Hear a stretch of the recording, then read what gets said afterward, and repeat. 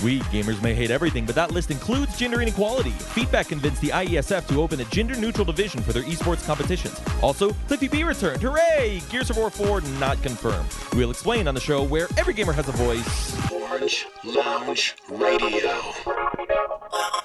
Hello, my friends out there on the internet, and welcome back to another week of the show where every gamer has a voice. It is Orange Lounge Radio, live on this Sunday, July 6th of 2014, with the 559th episode of our show. We are here over the next few hours to talk about video games with you guys in our chat room, live.vognetwork.com, where we do tape live every Sunday night at 6 o'clock Pacific, 9 o'clock Eastern, right after the Bobby Blackwolf Show. In studio, my name is Rob Roberts, and joining me, as always, say hello to Dark Sakura or Jamie Summers. You're here. How you doing, Jamie Summers? You kind of tired. You're tired. You were very peppy during the Bobby Blackwolf call a little earlier, though. Yeah, the caffeine's already starting to wear off. I see. You had your cup of coffee. I had orange chicken tonight, and it makes me dead inside. You excited to go to convention with Rob and Alan this weekend? GamerX? I'm too busy to be excited because of cosplay props and the fact that I had a moment of stupid and forgot that spray paint dissolves styrofoam, so I'm having to make a new Skya for my giant fork. Oh, no. Are you going to tell us a little bit about your cosplay, or is this a surprise? It's not a surprise. I'm cosplaying as the Crocketeer Jane from Homestuck. Which is why I had to, when you said the character, my eyes glazed over. Totally cleared it up. What? Oh, hi, Tech Master Loki. How are you? I'm fine. Hey, I'll come back to you in a minute. Now, Dark Sakura, who is this character, for those that don't know? Jane Crocker is the heir to the Betty Crocker corporate monopoly of the universe. Like the people that make cakes? Yes, except it's really a troll who is the Batter Witch. Okay. Okay. So anyway, your fandoms are so strange, but all right, you know what? I watch Big Brother. It's totally trash. So she has this. She doesn't have a laptop. She has a tiara top, and she gets taken over after she's already god tier, which makes her kind of evil. I don't know why, but Homestuck sounds like that. It sounds like that game that you play where, like, you have a folded piece of paper and somebody writes one line of a story, and then you fold it and somebody writes the next line of a story, and you fold it and somebody writes the next line, and then you have, like, this total, like, mishmash, hodgepodge, like, random crap story that comes out of it, and somebody if you follow the story, it makes sense. No, I understand. It's especially when you go back and go, oh, that's what that weirdness was from. I'm not a hater. I'm just saying it's well, funny. This is the time to get into it because we're at the Gigapause. Okay. What the? Should I even ask? Because the Homestuck game is under production right now. Oh. So we put the final arc of the story on pause. I see. Until the game is done because people paid $2 million for it through Kickstarter. Oh. So that's a little bit of an obligation to make the game. I see. So yeah, we're getting a Homestuck game. All right, and no expanded universe for you. Oh, there's also there's actually a new comic series that's like little mini comics that expand on different things going on in the Homestuck universe called Paradox Space. All right. You know what? We all have our fandoms. We all do. All right. I am looking forward to seeing your cosplay, however. I'm sad the Animal Crossing villager thing never panned out. I could still hit you with a bug net. Oh, yay. I mean, really, all I have to do is wear clothes and carry a bug net. Maybe we can hit up a fabric store really quick and try to figure out how to make that like one of those really funny hats they wear in the game. Okay. We'll figure something out. All right. Anyway, Techmaster Loki's here as well, of course. Yeah. As you heard him earlier. How you doing, Loki? Doing fine. What strange fandoms do you have that other people probably wouldn't get? I don't think I have any. No, yes you do. Yes you do. Before the show, you were talking about that you're going to take a day off of work in August to go see. That's not weird. I think it's. I would do it. There's a lot of people that are looking at that new movie going, I don't know. I guess it is looking a little better the more that comes out about it. It doesn't look as horrible as some of the ideas first thought, but I don't know. So you're like super into Ninja Turtles, though. I'm not super into it. I mean, I haven't watched any of the stuff that Nickelodeon's really done. I'll just go see the movie. I liked the last movie. I was just kind of sad they didn't really continue on with that. Everyone hated it. I don't understand why. I thought it had the perfect vibe to it. I thought Teenage Mutant Ninja Turtles always made pretty good video games. I used to love the cartoon when I was a kid. It could the be comics. worse than some of these other movies. Like I just watched, was it World War Z? Mm-hmm. Yes, the zombie movie where they cure the apocalypse with meningitis. I heard they totally changed the movie version from the book though, or something. It was so stupid, but whatever. So I don't know. I don't really care that it's Michael Bay doing the movie and stuff, as long as it doesn't seem too cheesy to me. You know, like the Transformers movies were just kind of retarded. I don't know. Mm-hmm. So and Pain and Gain was good. I mean, he did that. So Bad Boys was supposed to be pretty good. So was he Independence Day? Oh no, that was the Emmerich Roland, guys who did Stargate and stuff. Yeah. No, they have that Pompeii or some bullshit. I don't even know if that's come out. No one cared about that. It's like no. I think after what was the last movie that they had? The last disaster movie with what the hell was that? The Mayan apocalypse, or I don't even remember what the fuck it was called. Was that the one where like 2012? They're trying to take off? Yeah, 2012. Where they're trying to take off from the airport. Yes, they outrun an earthquake like 3 times in an airplane. It's like, okay, this is such filler right now. It's ridiculous. But okay, whatever. But see, that movie though, those kind of movies are just, you know what to expect in that. And you know what? I am totally psyched for Independence Day 2. Who gives a shit? Is that actually happening? That's actually happening. Will Smith may not be in it, but who gives a crap? Who cares? I don't care. All right. I will see that. I'm really sad though, because Harvey Fierstein, his character died in the first one, or at least it's implied. Maybe he somehow survived. You know, because that was the character to root for. Let's just go full bonkers. I mean, it's in the future now. Maybe they've rebuilt him cybernetic. Harvey Feinstein. Maybe it involves his mother, because in the first movie, I gotta call my mother. Yes, and he crap, and he can be dressing in drag as his mother. It'd be even better. Yes. Was there a video game for Independence Day? Oh yeah, it was terrible. It was PlayStation 1. There's always like interesting movie game tie-ins. We'll talk about that in a minute here. But I got to go to our chat room over at live.vognetwork.com because, of course, we do tape live Sunday nights at the Voice of Geeks Network, vognetwork.com. Blender's a fan of World War Z, the book, saying the book is awesome. Let's see. Tiger Claw would like you to know, Loki, Michael Bay is not directing it. But ActF is saying Michael Bay is involved, and that's enough. It doesn't. I see even that I don't really care. I mean, it's just like, eventually, it's statistically possible that M. Night Shyamalan will make a good movie again. I mean, so that will happen someday, but it's just like Michael Bay. I don't hate everything that he does. I just hate the Transformers movies, like the last few of them, because they've been really just kind of stretching that franchise thin. It's just not really about the Transformers anymore. It's just kind of this thing that they spun it into.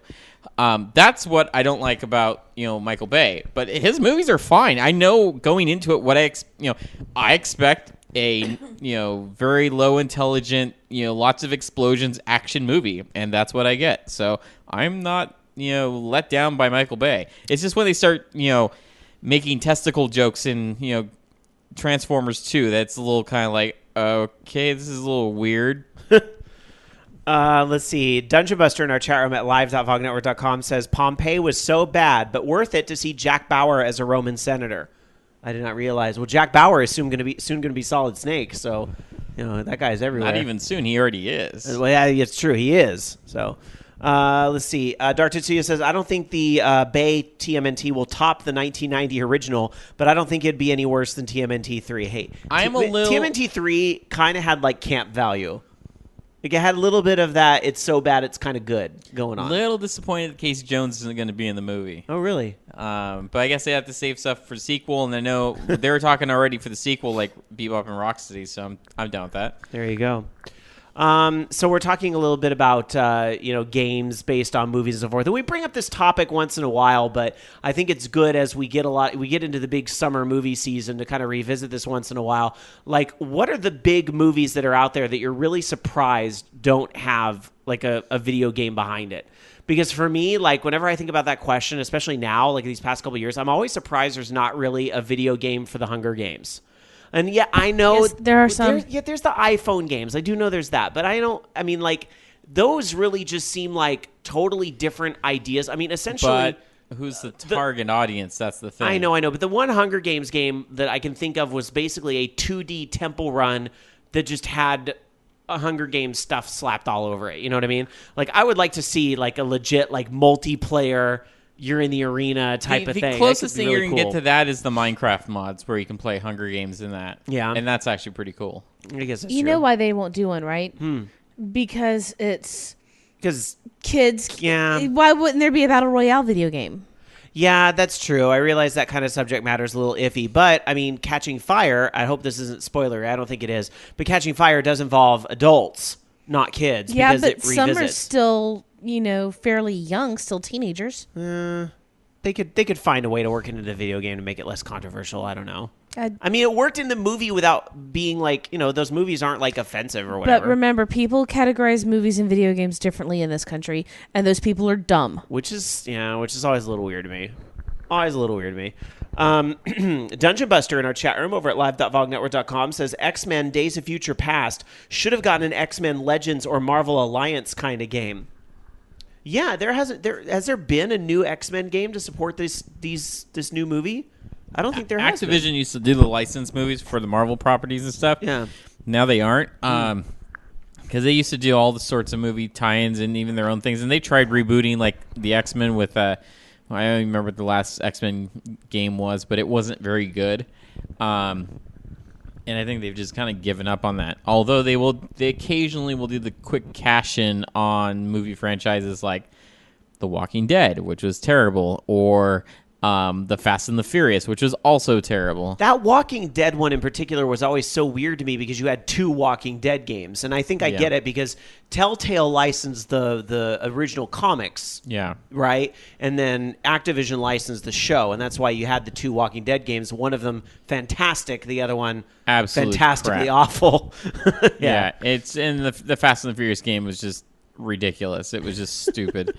And Activision will do that. They will make a quick buck on some of these licenses and stuff, but they just haven't done that recently. I think the closest that you've gotten to new superhero games recently is probably the Lego Marvel superhero stuff. That's really, those are actually not bad. It's just all the Lego games start to kind of blend together eventually because they just all kind of have the same sense. It's a formula that works. Yeah, they right? have the same sense of humor. It's just, I don't know. Let's see some comments in our chat room. Tiger Claw says most movie tie-in games were mobile games. That is true. I'm sure the X-Men had a mobile game. See, I want a Pacific Rim fighting game. There had was one. a Pacific Rim game, but It's Xbox Live Arcade and PlayStation Network, and it's shit. aw, Sorry. that's too bad. Yeah. That's like Street Fighter 2, the movie, the game. I think it was those platforms and not just, I could be confusing it with Real Steel. But it was, both of those games are actually very similar, and it was just not very good at all. Going into current events, something we were talking about briefly last week, Act Deft in our chat room says, Activision is why I'm weary of Platinum's Legend of Korra game. Let's see. There was some talk in chat about, Blender says, Pulp Fiction the game, bring out the GIMP bonus round. Blueberry responded and said, isn't basically Saints Row Pulp Fiction the game? It used to be. Yeah. Now it's just fucking nuts. That's the thing. Seriously, no. It's Saints Row 5. It's fucking nuts. Seriously. Go and play. Do yourself a favor and go and play. I think one of the best in the series was Saints Row 2. At least best when it was kind of still hinged around the fact that it's a gang, then they're fighting to get their territory back and that kind of stuff. With the wacky kind of mini games and stuff. And just the humor and the part of I think the Saints Row series that they've lost in 3 and 4 was the brutality of because in Saints Row 2 you fucked up those gang leaders when they got revenge in the most fucked up ways. There was one where this guy ends up killing one of your crew members. So what do? You kidnap his girlfriend because he's a monster truck driver, and you stuff her in the trunk of one of the cars that he's going to crush, and he kills her. He forces the gang member to kill his girlfriend. For sick people. See, that was just brutal, but in 3, it's just it just got ridiculous, and in 4 was just. It's not even. I don't even see that as part of the same series anymore. The ridiculousness is what appealed to me, though, because that's all I ever play the Grand Theft Auto games for. Is the ridiculousness. 2 had a good balance of ridiculous and still kind of grounded. It wasn't it was. I mean, you had the Septic Avenger where you'd spray poop on people, with a septic truck, and that was awesome. That was absolutely awesome. And they had the ability where, for no apparent reason whatsoever, you're going to have the ability to uproot things off the street and use them as weapons. So, oh hey, look at that fire hydrant. I'm just going to rip it out of the ground and hit people with it. That was awesome. It just made no sense, but it was awesome. But being the president of the United States and being trapped in a virtual Matrix world and stuff and being a superhero, it's just so ridiculous that it's just kind of, I don't know. It's like they wanted to make a different type of game, but they had to make a Saints Row game. It's like, oh, well, we have to make a Saints Row sequel, but I really want to make Crackdown. That's what it seemed like to me. All right, let me read a few more comments here in our chat room at live.vognetwork.com, and then we'll get into our gaming weeks and tonight's gaming news. Let's see. Blender says, surprised nobody mentioned Firefly. It usually does come up in these types of conversations about what, movies, which I guess technically the movie was Serenity, but y'all know what we're talking about. Usually that whole universe comes up as something that could be ported to games, and it does seem very surprising, because it's very clear at this point. Not even Netflix and Hulu and Yahoo, not even Yahoo Screen or whatever saved Community, not even that is going to save Firefly at this point. I mean, all those actors have moved on to other projects. It's getting older and older, right? But I'm really surprised that the story couldn't continue in a Telltale-esque kind of episodic game. A classic point-and-click adventure type of thing. There were comics. Yeah, I guess that's true. A lot of the Whedon stuff has been continued in comics, hasn't it? So. Yeah, sadly for Buffy. Yeah. What would make a really awesome movie, I think, is Borderlands. Borderlands has a really good kind of environment and characters and just that humor to it. I think that'd be really good. I got to see a little bit of the tales from the Borderlands at E3. We were lucky enough to go to a Telltale presentation for that where they played through the first 20 minutes of the game. And I must admit, my knowledge of the Borderlands universe is not very deep. I have familiarity with both games, but I just never got sucked into them the way a lot of other people have. But I was still able to follow the game that they were playing well enough. And it was amusing. It had its parts. And I was very kind of taken aback how the art style worked so well and the way the game looks in this completely different type of game. So there's that. The Tales from the Borderlands is shaping up to be pretty interesting. Anyway, also go to our chat room over at live.vognetwork.com. Kaijudo said, most video game movies are bad, so I'm glad they seem to be making less of them. And Blueberry jumped in saying, I agree with Kaijudo. I don't miss the console movie games. They had zero ambition, negative ambition level. See, they didn't used to. I remember back in the day, the Batman game on the NES was awesome. Oh, yeah. The Super Star Wars on Super Nintendo was some of the best platformers Both Acclaim. They just fucking knew their shit. Yeah, they did when it came to those games. I mean, those games are on point. Look, actually, now that I think of it, Acclaim made a ton of fucking awesome games. All the Simpsons games. Mm-hmm. I mean, those are just fantastic. Yeah, some of those Simpsons games really weren't bad. They seriously knew how to take a franchise or license and make a decent game out of it. But they had a few stinkers too. I mean, they didn't bat 100. They did do the Barbie games, which. All right. All right, let's get into our gaming weeks, because we always like to, towards the top of the show, establish our frame of reference and where our heads are at this week by talking about what we have been playing this week in video games. Dark Sakura, how was your gaming week? Well, I've actually hardly touched my DS except to do puzzles, for Street Pass. I played some Final Fantasy 14 yesterday, finally finished the rescue quest. Now, I don't get another quest until 49, which sucks, because I'm almost 47. Drew was at my July 4th party. I was trying to say Friday something, but it was Friday, but it was also July 4th. And brought over the JoJo's Bizarre Adventure game for PS3, which was pretty cool and about as over the top as I expected. And you guys were kicking some classics on the 4th of July, too, weren't you? We had some Super Mario World going on. Yeah. And Julian was introduced to Turtles in Time and got frustrated and threw the controller, which meant no more Super Nintendo for him. Right. At least they used to build the controllers to take a beating back then. Which one of us didn't throw a Super Nintendo controller back in the day? He said it slipped. Of course. I said it slipped with a lot of force. no. So anyway, but yeah, he got introduced to Turtles in Time, which is like one of the best games ever. And I, excuse me, I got. And then you took a nap. No, I'm sorry. I got that Adventure Time game, the Because I Don't Know. Oh, the Why Are We in the Dungeon? Because I don't. How is that? Or let's do the dungeon because I don't know. I actually need to have my controller hooked up to play Explore it. the dungeon because I don't know. Oh, That's okay. it. Whatever. Anyway, I've heard very mixed things on it and mostly negative, I gotta say. it looks cute, but I haven't really gotten to play much of it. I just found the controller to hook up to it. I'm gonna try to play a little bit, but I have cosplays to work on, so no. Fair enough. I have blue balls on my desk. Okay, hemispheres. I have blue half balls. You're gonna have some Vogue balls next week or this coming weekend at GamerX to give out. I will keep them close to my heart and then throw them out. Sounds good. All right, if that's it for your gaming week, let's check on Loki. How was your gaming week?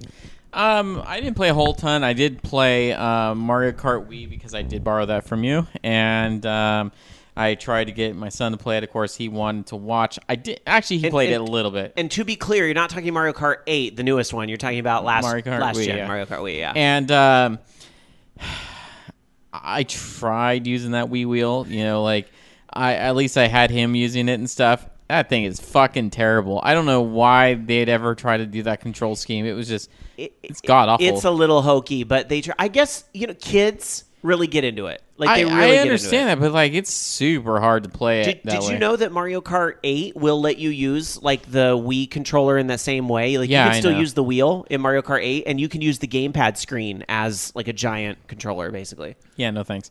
I don't need gyro controls for that type of game. It's Again, I think it's kids versus adults. Like you and me, we want that precision that comes with the more tactile response and feedback. But I think for a kid, who just spins the wheel everywhere and just watches their car drive in circles, it's fine. I'm actually interested in trying to, now that I've have that since my system's still modded, I'm trying to actually to load in the custom tracks that people have made. I've actually watched some videos of it. Although a lot of those custom tracks aren't very good that people have made, but it's still interesting that you can do that.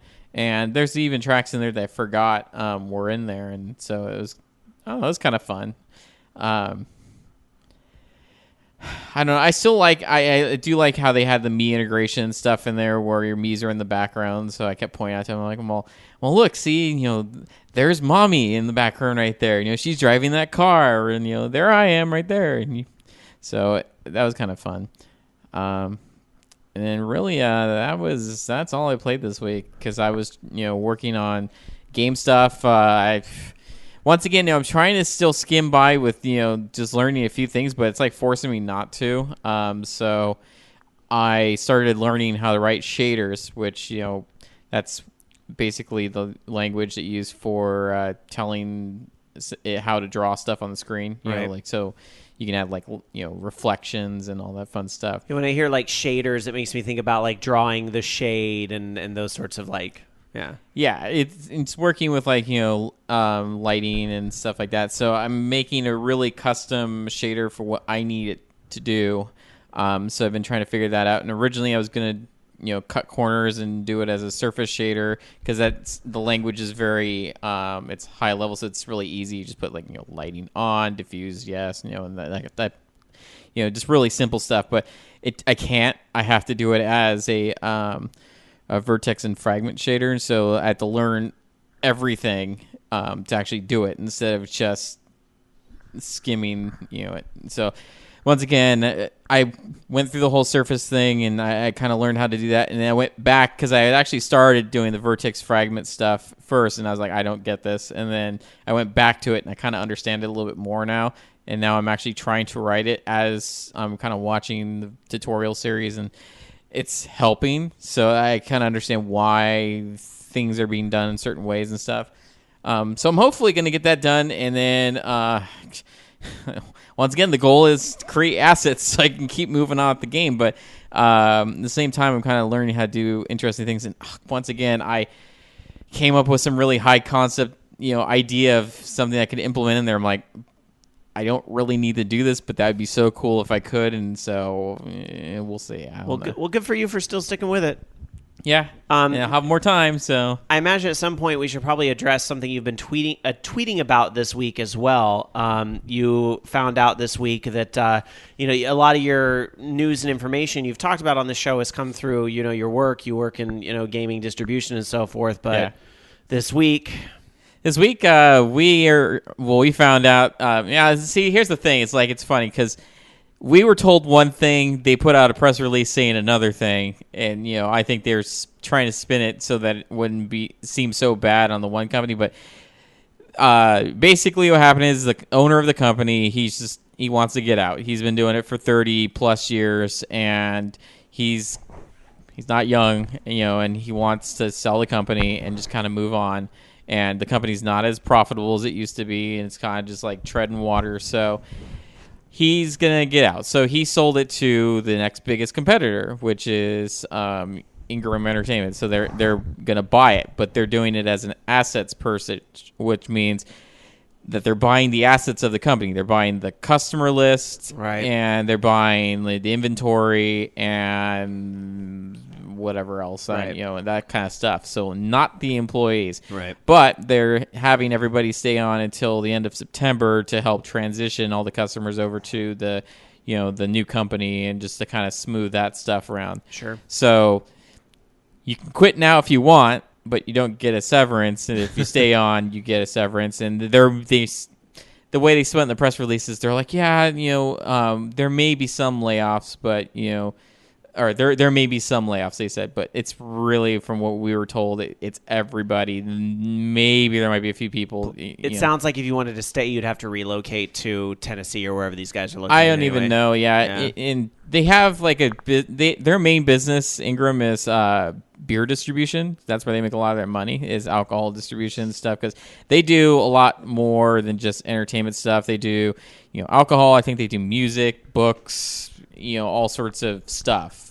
Alcohol. Tell me more. And they also do they sell to different customers than we did. Like they do grocery store, which usually has high returns. Gotcha. And we didn't mess with it. So I don't know. It's like, so I was kind of looking to get out of the company anyways, because it was kind of just a dead end, it seemed like, and now kind of just have more motivation to do that because I have really no choice in 3 months. But at the same time, it's a little bit of a relief, and but for everybody else, they're like really bummed out and crying and stuff. But I'm just like, for me, it's like a whole lot less stress because I'm like, wow, I actually don't need to worry about order forms that are in December because I'm never gonna. I don't have to do that. I don't have to worry about getting this done because it's not. I'm glad you're spinning what can kind of be a crappy thing like layoffs kind of into the positive. And you're a smart guy. You're going to turn out just fine. And if anybody out there listening might have some leads for Loki, email the show. Well, it's just going to be tough because I haven't interviewed. I've been there for 14 and a half years, so I haven't interviewed in 14 and a half years. So, now's the time to start researching with that and all that. Yeah. So practice. All right, well, good luck to you, Loki. I'm sure you will be just fine. Which means, though, in the meantime, though, I will be bringing that cabinet over at some point because it can't stay there. I can't stay there now. You wouldn't happen to want a framed poster of True Crime New York that's signed by the entire cast? I don't know. Or we could give...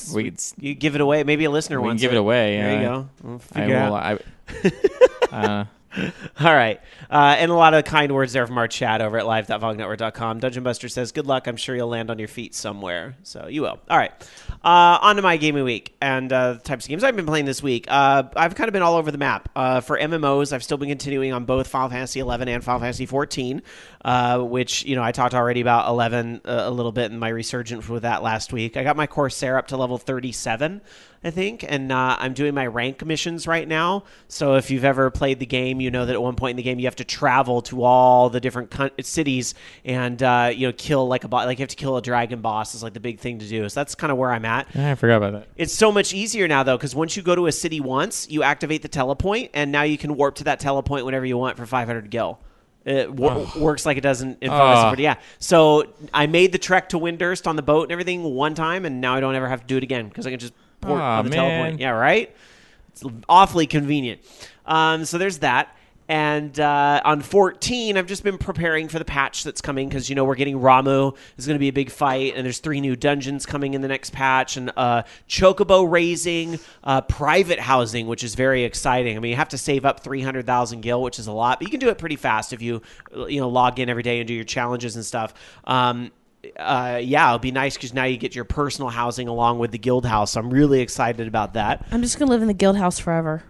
Our guild house is pretty sweet, I gotta say. If you happen to be on Midgarsimer on Final Fantasy 14, you should look us up. Have fun with us, darn So it. what do you do in the guild house? Can you actually arrange stuff in there and do all that? Hot tub parties. Guild officers and the Shane is the guild leader. He can designate people who can rearrange the furniture. And I know Alan and this guy Zach that plays with us have both been very big on arranging the house and putting everything in. And you can actually build a lot of the furniture through crafting. And some of it takes rare materials that you can only get from certain bosses. They're like rare drops from bosses. For example, Crystal Tower, which is the big 24-man raid in the game right now, has a chance to drop an item that you turn into these glowing sword arches that you put out in front of your house. So I think that's a really clever little way to incorporate the housing with the rest of the game, is that, the better you are at farming certain items, that can actually go into your house. I'm really looking forward to some of the PvP they're building in the new patch, because right now, the only PvP they have in the game is called Wolf's Den, which is just an arena-style PvP. It's 4 versus 4, kill or be killed. That's it. Just straight up, arena play. But now what they're putting in the patch, they're going to put front lines, is what it's called.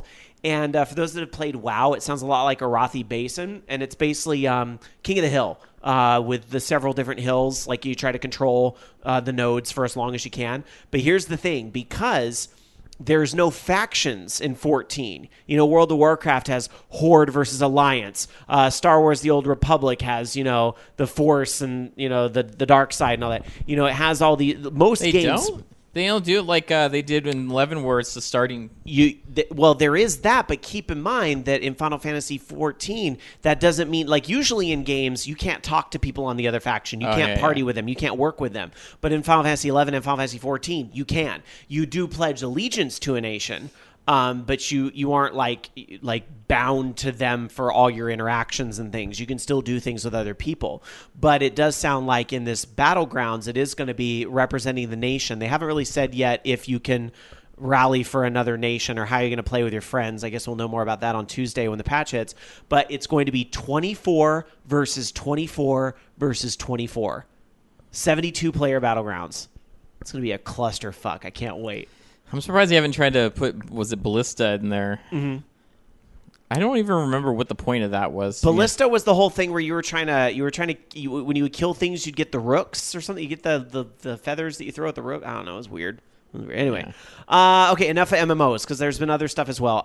Okay, so Steam had a big sale this weekend. I'm not talking about the summer sale. I mean, I know that was a big deal, but this weekend, I'm supposing in the honor of 4th of July, which, by the way, I hope you all had a happy 4th. In the honor of 4th of July, they had Duke Nukem 3D, the remake, on sale for like $250. So I was like, sold. I got to get this. So I played some Duke Nukem 3. I was playing through the first... And they redid the textures, and it's a little more HD, but it still has that look. And you can play the classic. Like, if you don't want to play the new one, you can play the classic. But I think the new one retains that feel of the classic, but yet, works right in widescreen, looks a little sharper. And on my computer, which you guys know I upgraded my computer like 4 months ago, blazing frames a second. I love it. So it's just fast. So much fun. I need the... You need to get it so I have somebody to play multiplayer I do with. have it. Have it already. We've got to set up a multiplayer night. Because I got it for the whole reason I got it is because they were saying that eventually they were going to have multiplayer. It's there. And then they added it. It's there. So I do have it. In fact, I'm checking right now just to make sure. This has got to happen because I want to play multiplayer so bad. And I could play with strangers in the lobbies and stuff, but I want to play with been a long time. Me too. I haven't played since high school. That was my college. That was freshman year in college in the dorms. That was my game. I used to build the crap out of those Let's see. Duke Nukem Forever, Duke Nukem 3D, Megaton Edition. So, yes, I do have that. All right, awesome. And then one other game I'll give a quick shout out to is an iPhone game, believe it or not. But you know these guys, Nimblebit, they make a lot of the really addicting iPhone games like Tiny Tower and, oh God, what else did they make? The airplane, the Pocket Planes, is that what it is? So they have a new one out. It's called Disco Zoo. Oh, my God. And this is something one of my friends was visiting this weekend, and she told me, you've got to check out Disco Zoo.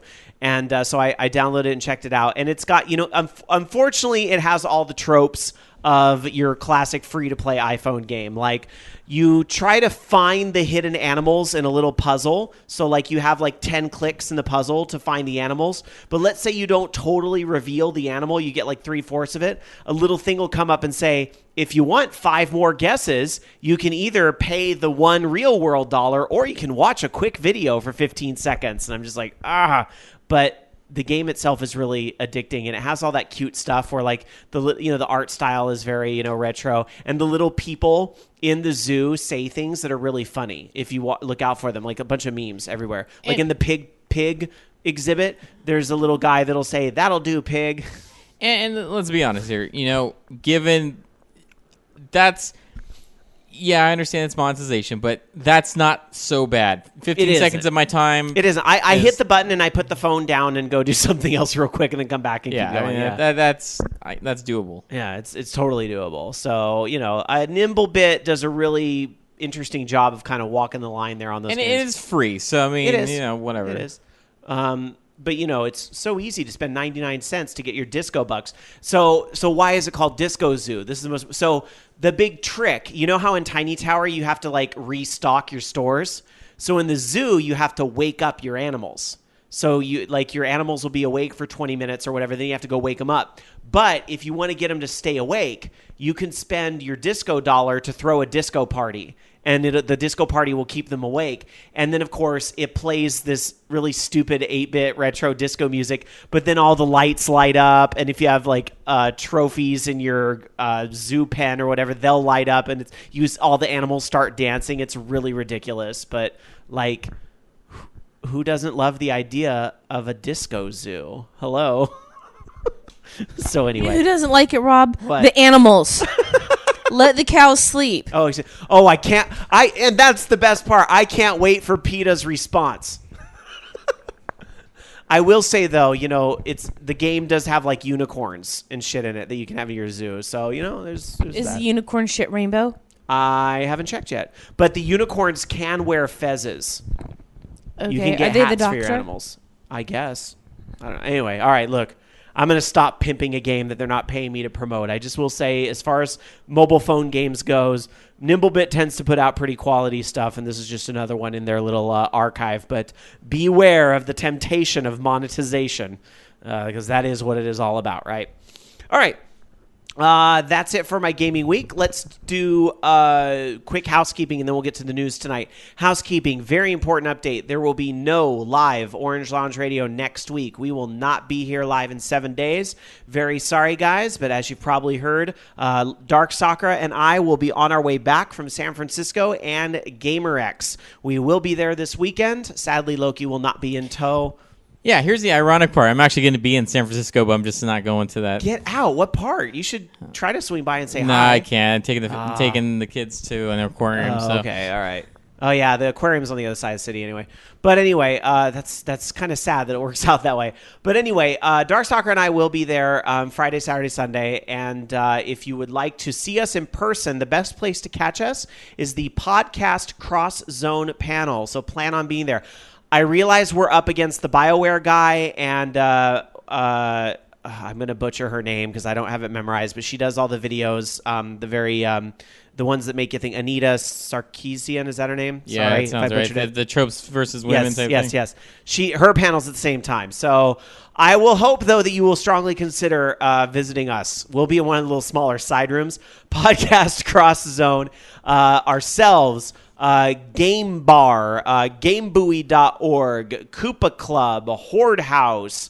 I always feel like I'm leaving somebody out in this segment. Video Game Realness is there in spirit. Sadly, they couldn't send anybody from Canada to come to the show.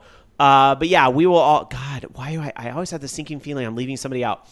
I apologize because I'm doing this off spur of the moment, but we will all be there and talking about podcasting. So if you want to come say hi and learn a little bit about the art of podcasting, how we do it, the tech end of things, come say hi. Saturday at 2:00. If you're not able to come to GamerX, look for the archive of the panel. I'm sure we'll be on some of the feeds of the shows I just mentioned.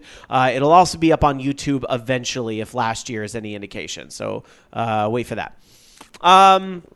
Also, speaking of panels and the like, DragonCon 2014 is happening. And VOG will have another panel.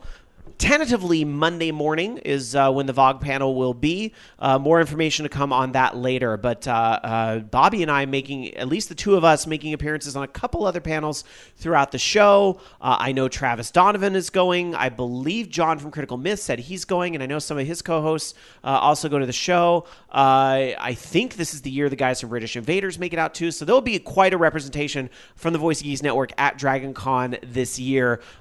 So we will definitely think of a meetup, something, especially if some of you guys are going to be there in Atlanta over Labor Day weekend. So a couple chances to catch us at various conventions. But sadly, that means no OLR this weekend and no OLR Labor Day weekend because, conventions will take precedence.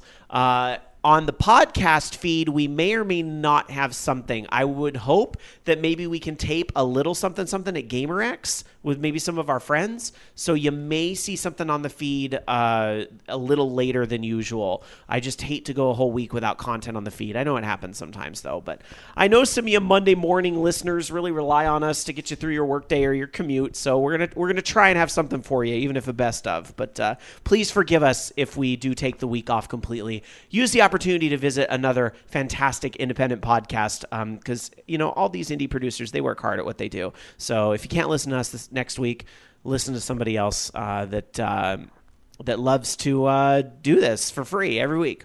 All right, let's get into some gaming news, shall we?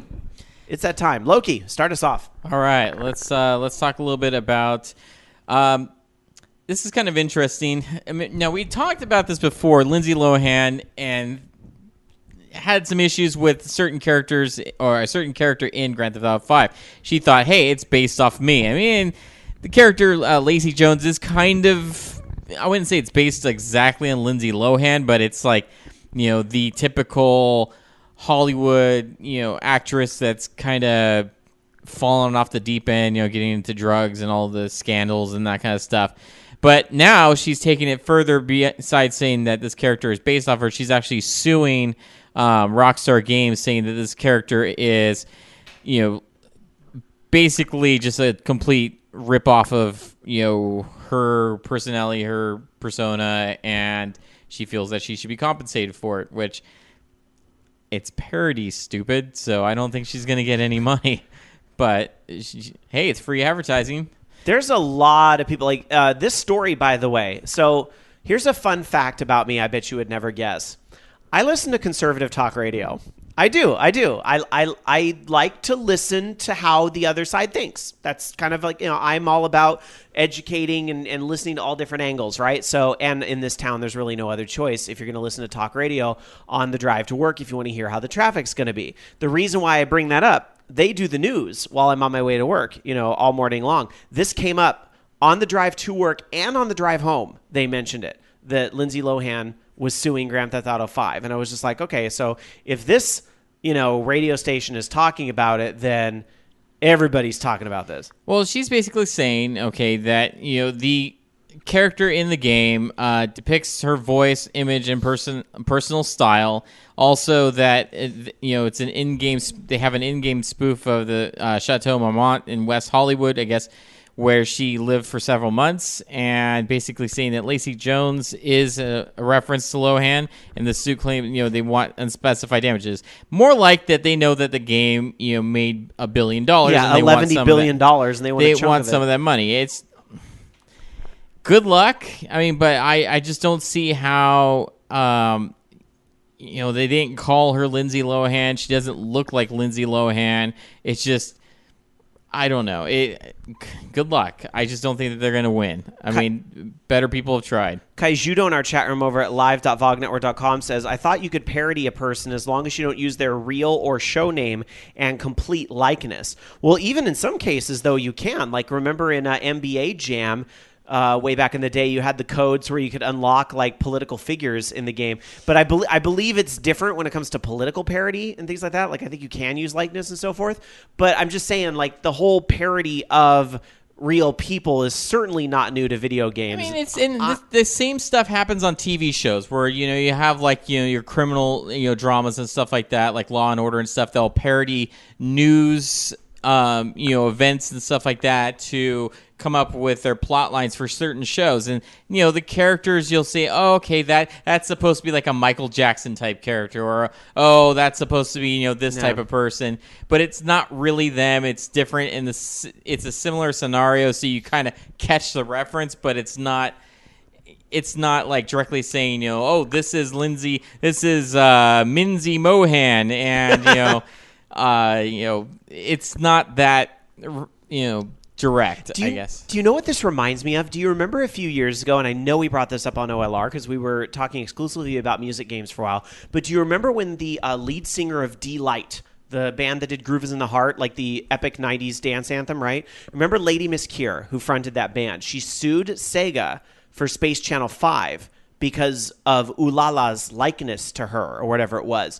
But it was a little more rude. I don't know why like my mind goes to that, but I believe they settled. I think she did get money out of that. Like, I don't think they approached her first for the role. Yeah, that was the big difference too, is that Sega had actually gone to her. But they approached Lindsay Lohan for anything, and I just don't see them doing anything.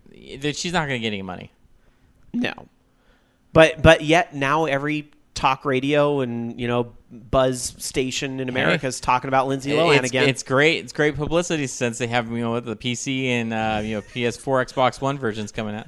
I knew he would show up the minute I invoked her name because my partner Alan, huge fan of Lady Miss Kier, right? Yes. So I know you got to say something on this. What happened? Set me straight. The thing that gave Miss Lady Kier the edge is that Sega had approached her about making a game, and they pitched the game to her, and she turned it down, and they made the game anyway. Right. So they talked to her like she had receipts. Now, to be fair, Jamie brought that point up, but you might not have heard it before you stormed in here. Yeah, I'm sorry. It's the feed delay. That's all right. Wham. But yet you still do you think that Ulala was, I mean, knowing, because I think most people look at Lady Miss Kier and go, they don't really know her because they only know her from the one song, but you followed her a little more in that era. So do you think that she had a point? Like, was Ulala a lot like her? So all I'm going to say is that I imported that game from Japan the week it came out for my modded Dreamcast, and I think it was EGM or one of the big gaming mags at the time that showed a preview of it coming out on the Dreamcast in Japan. And this was what, 99, 2000. So IGN looked like a really nice GeoCities site. The internet wasn't what it was, and you couldn't like stream gameplay videos and all that. When I saw that game, I was like, they made a D-Light game.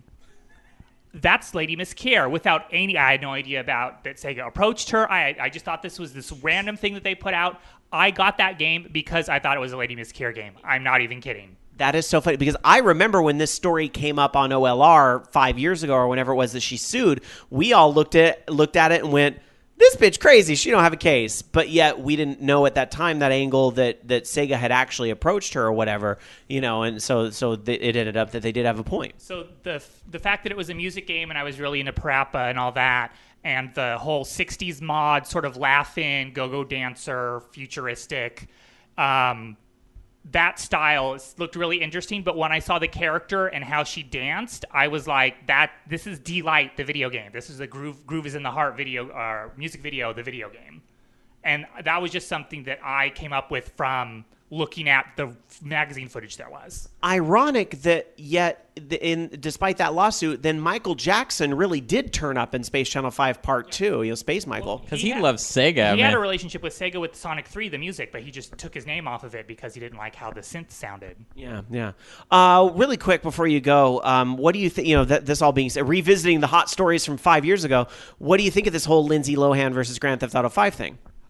I know that she hasn't been able to work much in Hollywood because she's uninsurable, and apparently she's been clean for a couple years, like 1 or 2 years, I think. Well, but even in our chat room, live.vognetwork.com, Nemesis47 saying Lindsay's show on Oprah canceled because she couldn't stay away from the booze or the drugs. Yeah, I heard that the reality show was rough. So okay. I was going to say, being the overly litigious to try to get money for the work that you're not getting because you're an addict is something that an addict would do. And I would think that if she was clean and had good people around her, they would maybe say, maybe you shouldn't do this. But the fact that she's suing is a weird sign, because I think if you go back, her and her mom used to try to sue everybody because they needed money. She's broke because she can't work. So it's unfortunate if that's what happened. All right. Well, thanks for storming in here. Bye. Hey, wait. Before you run out, any other thoughts for listeners? You excited for GamerX next week? Anything you want to say? No, just excited for the con and take lots of pictures. I don't have a 3DS, so I don't know what I'm going to do in the lobby when we're waiting for people, because everyone's doing street passing and on their 3DS. Maybe you can borrow Shane's? Yeah, I'll try to borrow one of Shane's. Right, there you go. That works. All right. Thank you, Alan, for jumping in. Appreciate it. Going to our chat room over at live.vognetwork.com. Kaijudo says, Ulala looks nothing like D-Light. D-Light didn't invent the dance. Every E-Trippin' chick was doing those dances back then. Keep in mind, though, big difference between D-Light, the band, and Lady Miss Cure, who fronted it. Some of the members of D-Light went on to do other things, too, from what I recall. Like Tawate was one of the members of D-Light, and he does like, or at least he did in the late 90s, early 2000s. Like, he remixed every big pop song, had like a Tawate remix. So I know that was part of it. Dungeon Buster says, when the lawsuit broke, I still didn't see her in the game. And Fifth Dream says, I thought of her when I saw Ulala long ago, before I ever knew about a lawsuit. Very interesting how some people see it, some people don't. And I guess, to bring it back to current news, the same could be said about this whole Lindsay Lohan thing. Some people see it. Yeah, but they didn't. I don't think they approached her about anything. I mean, no, because it's clearly parody. Yeah, so good luck. Well, and Grand Theft Auto kind of does a lot of parody stuff. Yeah, the whole thing is parody. Yeah. She's just great. It's just an attempt to get money. And here we are talking about her too. She knows she doesn't have a case. She's hoping for a settlement. All right. Lindsay, you're just never going to be better than Mean Girls, and it makes me so sad. You know who will insure probably for work? The porn industry. Anyway, all right. Let's move on with some more news. Oops, except I was very ill-prepared and I don't have my story up. Jamie, can we go to your story next? Sorry. Yeah, there was some... I would like to say that this is a good turnaround. I was very happy with this. But there was something going on with the IESF, the International Esports Federation, where there was a Hearthstone tournament that they were going to have be male only. And they had male only and female only divisions, but they hadn't had anything planned for the female only and weren't going to include anything for the male only. They have since, and I know that everybody knows about this. Bobby talked about it. It's been all over the Facebooks and the medias of socialness. But they've turned around this decision and are having an all-inclusive a division and a women's division. So basically, it's open for all. They're going to be letting anyone of any gender participate in the Hearthstone competition. And it sounds like anything going forward. I had remembered seeing something about that they were maintaining it as male only so that... And this, I don't know if this was something just from one of the feminist forums I read or what, but that they didn't want a conflict when a man got defeated by a woman. And I'm like, dude, suck it up. She's better than you. Deal with it. I'm not saying this excuses it, but could it possibly explain it, Dark Sakura? Because when I first saw this story, I was like, this is a cultural thing, right? There's because obviously feminism, although we have a way to go in this country, we're still more progressed than a lot of other places. And so when I first saw this article, I thought maybe cultural differences were coming into play. Do you think that was part of it, Dark Sakura? It doesn't really matter. Misogyny is misogyny. Well, no, I understand that. Yeah. But, I mean, it's also kind of... I don't know, how do I word this? It might be really hard to tell an entire country to change their culture overnight. Even though we all look at it and we say, this needs to happen, the reality is change doesn't happen overnight, unfortunately. So then what about the Olympics in Russia? Were they supposed to make everybody adhere to strict, cisgender, heterosexual relationships in public? Were they supposed to enforce that on everybody else? No, I'm just again, it's very important. I'm not saying I even though support their this culture, at all. I think this is silly. That's how I'm equating it. Yeah. Okay, you have an international event. You're supposed to accommodate all cultures. Yeah. And the biggest thing is basically being inclusive for everybody. Mm-hmm. Especially since they were like, oh, well, we support this. We support women in games. We need more. Then act like it. Screw those guys. I don't care if they, this is me saying this on a personal level. Okay, so what if a guy loses to a woman? Boo freaking who? Yeah. No, I agree with that. Women are better than some, it doesn't even matter. It's not all women are better than this than guys, or all guys are better than women than this. It's some women are better. The thing that I had a hard time wrapping my head around, and it's just, again, it kind of made me go, is this like a cultural thing I don't get or whatever, is that they had this separate contest for women in like only women were able to do the Tekken Tag tournament contest. And like that even wasn't something that was open to men. And I thought that was weird because I was just like, well, but that's a fighting game and this is a fighting game. Why does it have to be? I mean, it didn't make any sense to me. And I was like, is there like a cultural thing where women play more Tekken than guys, and I'm like totally missing it? I think that for some cases, having the women's division, and this is what my thought was with this, that it was more like throwing a bone, basically, oh, here's something to keep you quiet. Because, I mean, how many different male-dominated fighting game tournaments have there been across the world? As opposed, how many women show up to some of these events and report on being harassed? Yeah. Or, flat out being assaulted at some of these events. What can we, understanding that it's going to be very difficult to make something change overnight because a lot of rights issues, unfortunately, take generations to change. I mean, like, it begins at home. Okay, so... Excellent. How do we fix this?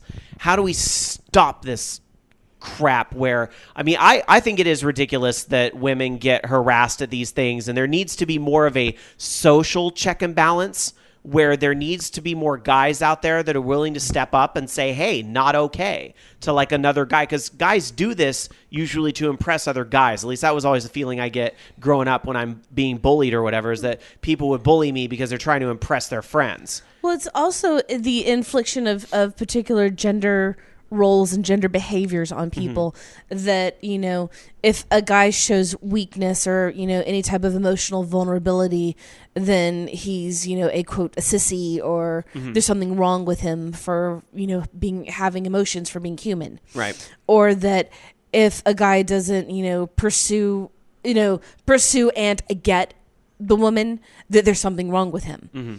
Meanwhile, women are taught, from a young age, if you get a compliment, you don't say thank you. You go, oh, no, you're supposed to dismiss it like you're not worthy. Mm-hmm. Or that you've been given a great favor by some person thinking that you're pretty. Mm-hmm. Forget that, I might be a great writer or that I have all these skills. No, it's pretty.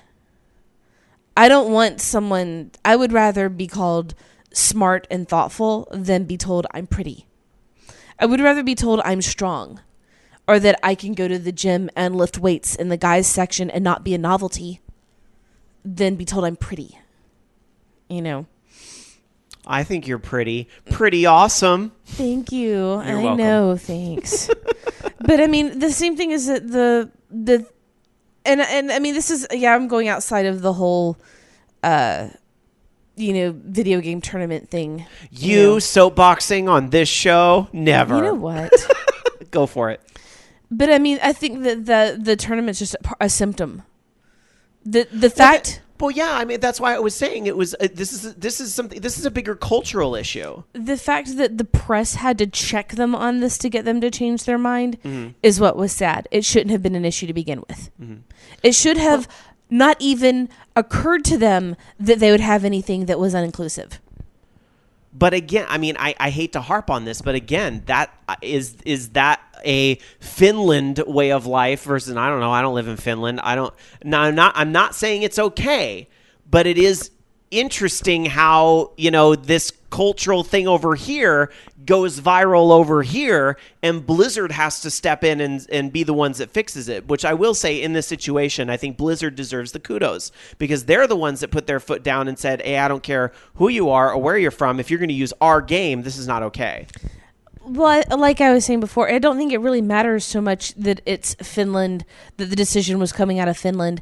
I think it's if you have an international community, you go by international standards. Meaning you be inclusive, you don't do things that are going to offend the people that you are hosting.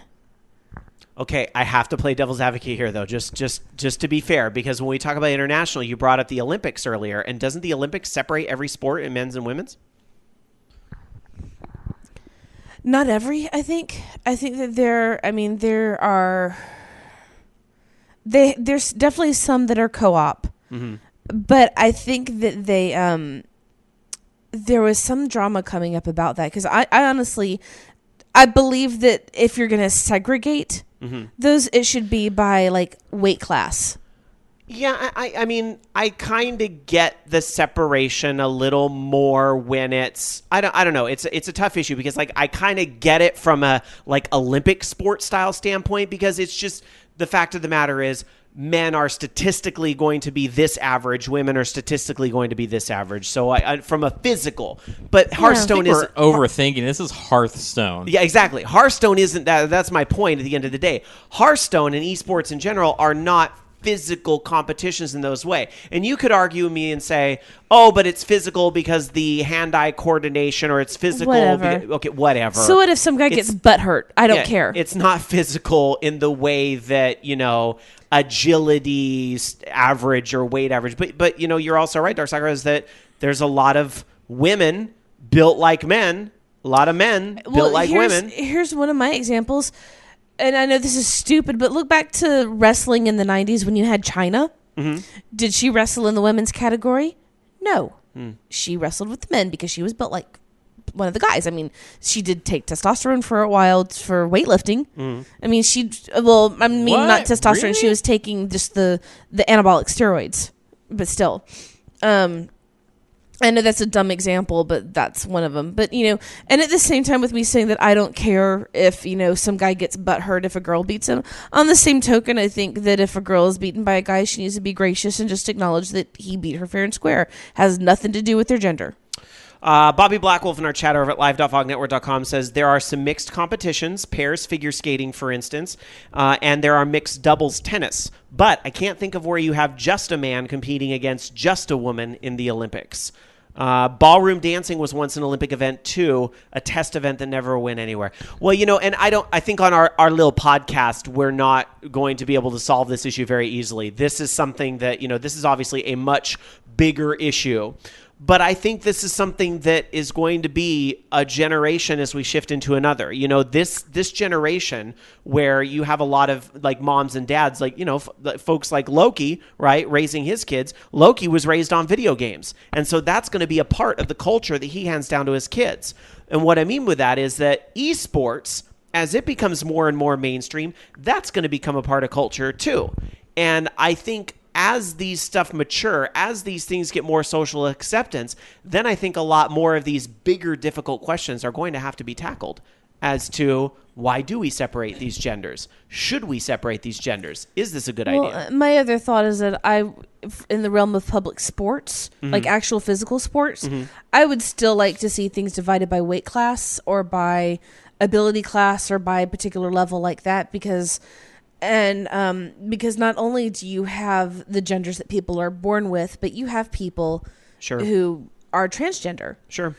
Meaning even identify as gender neutral. Z or and this is going to be kind of touchy for me to say it this way, but there are still physical differences in the type of muscle that women and men build. I'm studying this, learning anatomy in my own weightlifting. Right.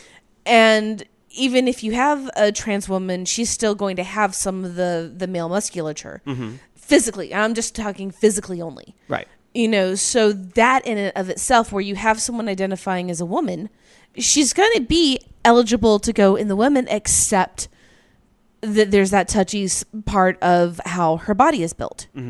So I honestly would like to see, in the realm of sports, just have the categories completely wiped away like that. Have it all be based on physical ability. And the same thing goes with these tournaments like that. I'd like to see it based off of personal ability rather than be some boys club. All right. Well, to be continued. Again, not an easy topic that society is going to solve with just this. I think this is something that's going to continue. But I will say kudos to Blizzard for kind of going, okay, when it comes to, and I hope you all know that sometimes I just want to present devil's advocate opinion on this show. I do feel that Blizzard stepping in and saying, who cares if you are a guy or a girl? It is all the same. It's all even when it comes to Hearthstone. I think that was a great thing. And I also, you know what else I think is also a great thing, that pretty much everybody I saw on Twitter in response, people that regularly speak up on feminist issues and people that don't, it seems like everybody out there on Twitter was kind of, of the mindset of, this is not right. This is not the way it should be. And so maybe the positive at the end of the story is maybe that is a sign that things are getting better, if not at a snail's pace. Okay, anyway, let's move on. Speaking of things that are moving along very, very, very slowly, the PlayStation Vita. A lot of people are wondering if Sony's given up on the PlayStation Vita because they haven't really been pushing any games for it. They're relying on third parties. I thought I heard that they weren't doing any first-party games, but then again, they do have one game coming out from Sony Japan later this year, but that's it. Well, here's the thing. Sony, in a recent interview, said that there's the new slimmed-down model of the PlayStation Vita, of course. We've heard about that, especially over in Japan and so forth. It has spurred, quote, strong interest among gamers, and that there will be more stock coming, quote, to ensure continued momentum leading into the holidays. The numbers for the PlayStation Vita, they've noted, have been picking up towards as the PlayStation 4 is launched. But we haven't seen the exact numbers for the PlayStation Vita in some time. Right now, the Vita is unable to be purchased from Sony, at least as far as I'm concerned. Do you think company? Do you think that could be because they're trying to put a lot of stock? And one thing that isn't mentioned in this interview or in this article or in this discussion is the fact that there's a momentum shift coming towards this PlayStation TV, which will be able to handle the Vita. I know right now that it's it's unavailable. I didn't think it was selling that fast in the beginning anyways, and even with the redesign, I don't think that really pushed that many extra systems out there. Maybe it did, but right now it's temporarily unavailable to be purchased. So whether that means that they're allocating those systems to other retailers or that kind of thing. But the fact that it seems like from what I was reading, like in NeoGAF and stuff, that people aren't finding them at retail, that kind of makes me scratch my head a little bit like, well, why? So maybe they are. My guess is that they're scaling down the production on those systems just because they are thinking that the PlayStation TV is going to take a bigger chunk out of the market over here maybe, and they don't want to be left with a bunch of extra hardware that they can't sell. Maybe that's the thought. I don't know. I do think though that it might pick up a little bit because I know they just added support for Unity for PlayStation Mobile. So like if I wanted to now, I could publish a game to PlayStation Mobile, and what's kind of cool about it is I can actually test it on a retail a retail system, just like I can, an Android or iPhone game. All right, going to our chat room over at live.vognetwork.com. Fifth Dream says, I buy more games for Vita than anything. Ionotropic says, so many free Vita games via PlayStation Plus, had to buy a 64-gigabyte memory card. Kaijudo on the other side says, they need to stop this Vita thing. It's a waste of their time and money. No one is buying that crap. Well, I bought that crap. But I also bought it based on, the launch titles and some of the things that were out then. And it is a little bit disappointing to see Sony not really putting out a lot of new stuff themselves. But, like the chatter who said that they do seem to still support it through PlayStation Plus an awful lot. And it is kind of cool that you have the whole streaming through the PlayStation 4 is a pretty neat feature that I do use. I think, though, that unfortunately that the failure of some of their big tentpole titles that they had, like the Call of Duty, Black Ops game, that was supposed to be fantastic, but then it was done by the same guys that did the Resistance game, which was not good, and then that game was not good, and it's just very underwhelming. Like, if that had actually turned out to be a really good game, I think that could have really helped, push the system. On a side note, I don't have the story in front of me or anything. I'm just kind of going off of memory, but I thought I saw something where EA officially dropped support for Vita in this past week, which... Not true, because they have, not exactly. They have the legacy version of FIFA coming to roster update. Yeah, roster update, reskin of FIFA, so that's technically coming. But, they don't have anything coming to... that system, and ironically, they do have a Wii version of FIFA coming as well, but nothing for the Wii U. Rama says, just price cut the darn Vita to $149 and watch it sell like fucking hotcakes. That comment from live.vognetwork.com. Probably will. Well, the PlayStation TV, $99. That's why I'm saying the PlayStation TV is going to be the thing that cannibalizes the already very, very tiny Vita sales. They could drop that system down to $99. That'd be really interesting to see that happen. It would. If they could get it under the DS's price, but I can't imagine the hardware. I mean, they'd have to sell that thing at a loss. I can't imagine the hardware is only $99 to build those things. No, not with that screen on it. Unless they could consider dropping the touchscreen or something, dropping the touchpad in the back. Who knows? I honestly think the back touchpad thing is kind of dumb to begin with, but I don't know. Yeah. It's just, I think it's that screen that's really costing them. All right, well, let's move on. Loki. All right, so Amazon is right now fighting against the FTC because they're trying to get them to restrict add-on purchases within their mobile apps.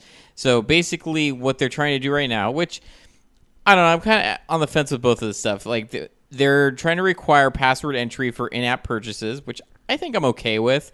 Overhaul their refund process to aid parents seeking, recompensation for unwanted purchases made by children. Okay, that I have a problem with because they should be limiting they should have a limit of how, their children shouldn't be able to access in-app purchases. I think the best way around it would be to, say, create a second password, maybe like a PIN, like you had for an ATM card or something like that, where you just have like a 4 or 5 digit PIN that you enter in to authorize those purchases instead of having to remember your whole password. If the whole point is, we want to make sure that's streamlined enough so people don't go, I don't want to log in to buy this, I don't remember what my password is or something, and so I'm just not going to do that. And they're thinking that that's going to cut into sales. But at the same time, I think parents need to be responsible for their children's purchases in these games. Also, it should be on Amazon and even Apple or Google to be policing these games or apps that are on their services that are just blatantly trying to trick people into making in-app purchases.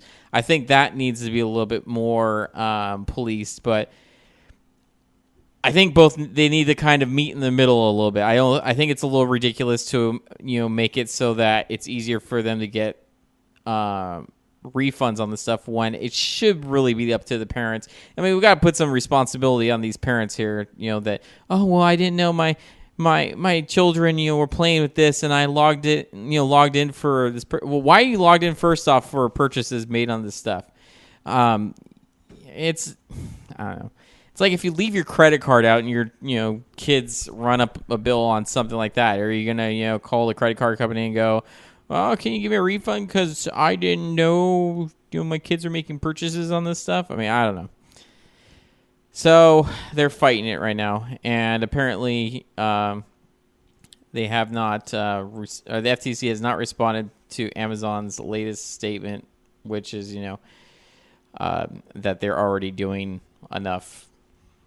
I don't know.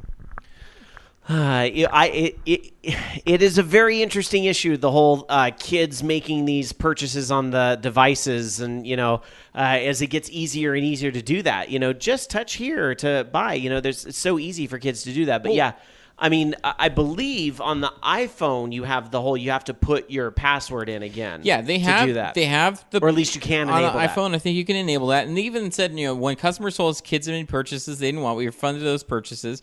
And they were also saying that they have currently implemented a prominent notice of in-app purchasing, effective parental controls, and real-time notice of every in-app purchase. And I think if I remember correctly, and I'm not sure how Amazon's stuff is forked as far as Android goes, or even I know they have that Amazon OS or whatever for their phone, or Fire OS and stuff, but they've got in Google, I think they've got support now for multiple user profiles for these things, and I think you can assign stuff to children, assign stuff to parents, where you can maybe have it where the parents have to authorize those purchases, or even just not give them the option to be able to purchase anything. You know what I think they just need to do is they need to turn on some of those parental controls by default. I think that would be the right thing to do, is that the whole requiring the password every time, that should be on by default. Of course, then what happens when the kid finds out your password? But well, that's another. No, on top of that also, or the fact that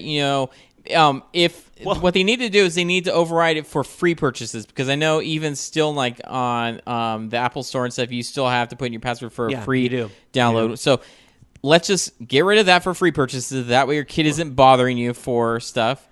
I'm laughing because I know how they're going to stop it, is because we're talking about iPhone. What did they just put in those newest iPhones? They have the whole thumbprint sensor. So it's only going to be a matter of time before it's like, okay, you want to buy this, put your thumb on the thing. And then now a kid's not going to be able to do that. What do you cut off daddy's thumb? They want as little resistance to make those in-app purchases, because I know, but this is why the government's pushing back. But that's why I'm saying do the pin, so it's real easy. It's just like the security on your phone. Just put in the pin and be done with it. And then that way you don't have to remember a big long password if that's what you really want to do. Have that option in there. Because I think they have it like on the Xbox and stuff where you can put a pin in for like parental controls. Very interesting comments in our chat room over at live.vognetwork.com. Kaijudo says, I remember in the 80s, we used to call the 900 numbers and run up the phone bill. Parents would tell the phone company their kid ran up the bill.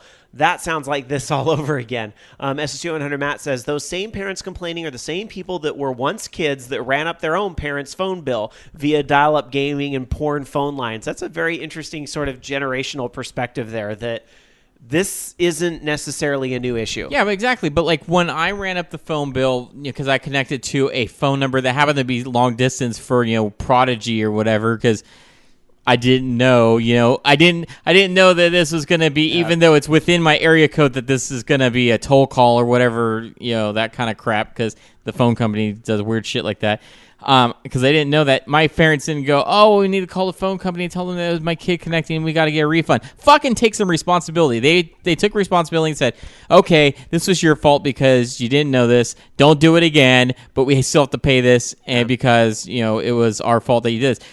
Take responsibility for your actions or your kids' actions. Take responsibility. Yeah. Oh, I know. It's funny when you brought up Prodigy, because I guess the whole generational thing, I did do that. Remember when they used to charge by the minute for chat rooms? Oh, my God. 1 month I ran up a very big bill by using like chat rooms or whatever.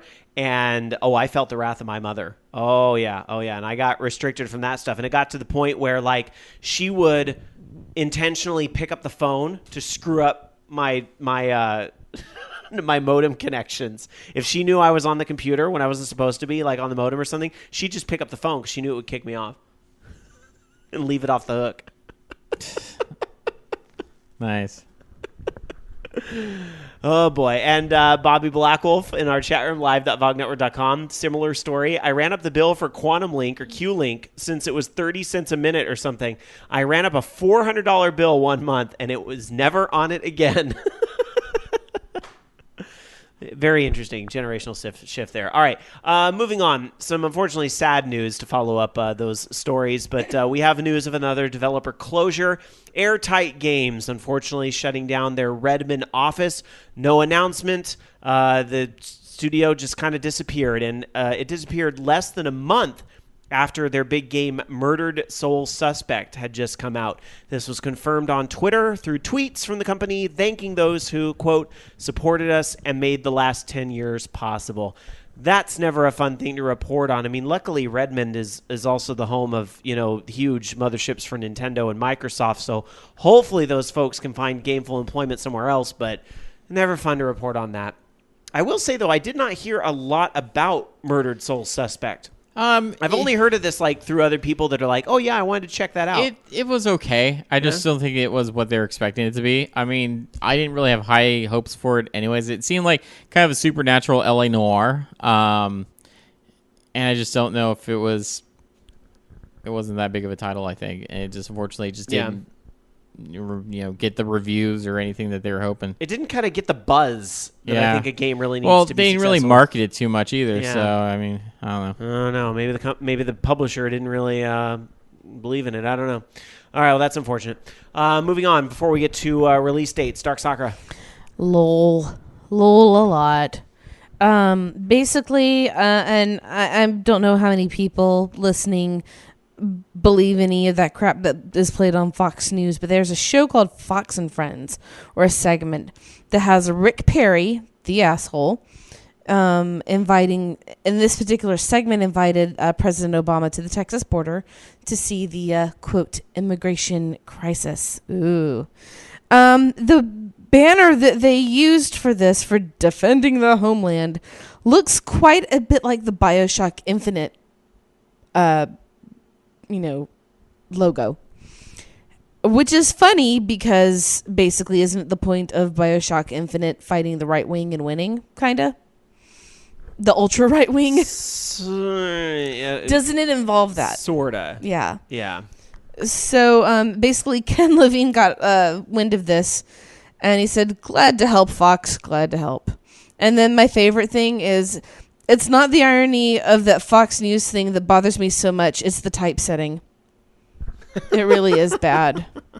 Because that N and D are too close together. That's just awful. Now, do you think they fire your designer? Do you think they really lifted it from a BioShock game, or is there something? I think their designer did. Yeah. Yeah. I mean, we sample we quote other people's work from time to time, and doing it in this blatant way means their designer is not. No, especially since the typography is actually kind of bad. Yeah, I think that they ran out of ideas. You have some comments in the chat room there that I think define this a little better. ActDef saying with your what BioShock Infinite is all about, kind of, but not exactly, is what ActDef says. But well, the point was comparing it to Fox News. Alan Alchemy makes a great one, though, here. It's mostly a parable about jingoism, segregation, nationalism, is a better way to describe it, and eugenics is a huge one. So, I know. I think I don't know. But that's not as funny when you say it that way. But my point was, it was basically the worst of conservatism of that era. Right. And Fox is the worst of well, not the worst, but the about as far worse as you can get that and still remain public. What's the word I'm thinking of? Socially acceptable cable. On air. Yes. All right. Loki, were you going to jump in with something real quick? I just think that I don't know if they. I'm sure that they don't even know what BioShock Infinite is, and most likely that they just probably drew from the same inspiration that BioShock Infinite got. That's what I was wondering. Is that maybe it's BioShock, not Fox News? It's whoever they hired as their designer. Yeah, I could see though Jamie's idea of like a rogue. Granted, intern. the banner shape is the same, but it's kind of a stretch. I mean, it's aside from it having kind of the same theme to it, it's not like they. It's not like the Daily Show where they take an actual logo for something and they kind of rearrange the words. So they like to do really bad photoshops on that. Yeah. Oh. All right. Anyway, that's not how. Basically, the way having a designer works is that the designer said, Okay, wage slave, do this so that we'll pay you for something. Okay, you have until 5 minutes to make it. Okay. Designer presents work. Can you do it in Comic Sans? Fuck you. Fine. And some person who has absolutely no idea about what design or good typography is approves it, and it goes on air. I want this to look a little more friendly and whimsical. Maybe there's this font on my computer, Comic Sans. Have you thought about trying that one? I would like to print out everything. I would like to print out the phone book in Comic Sans, turn it into a giant spike, and shove it up your ass. Hey, that's mean. And then I'm going to take papyrus and print the Bible in that and shove it up your nose. Or maybe just an unabridged dictionary. That's a little bit longer. Oh.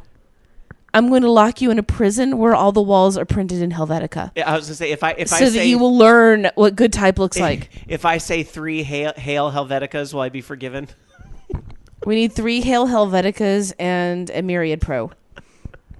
All right, moving on. Let's travel around the world and check out some release dates. Okay, Nemesis, Wingdings is still better than Comic Sans. Gotta love those wingdings.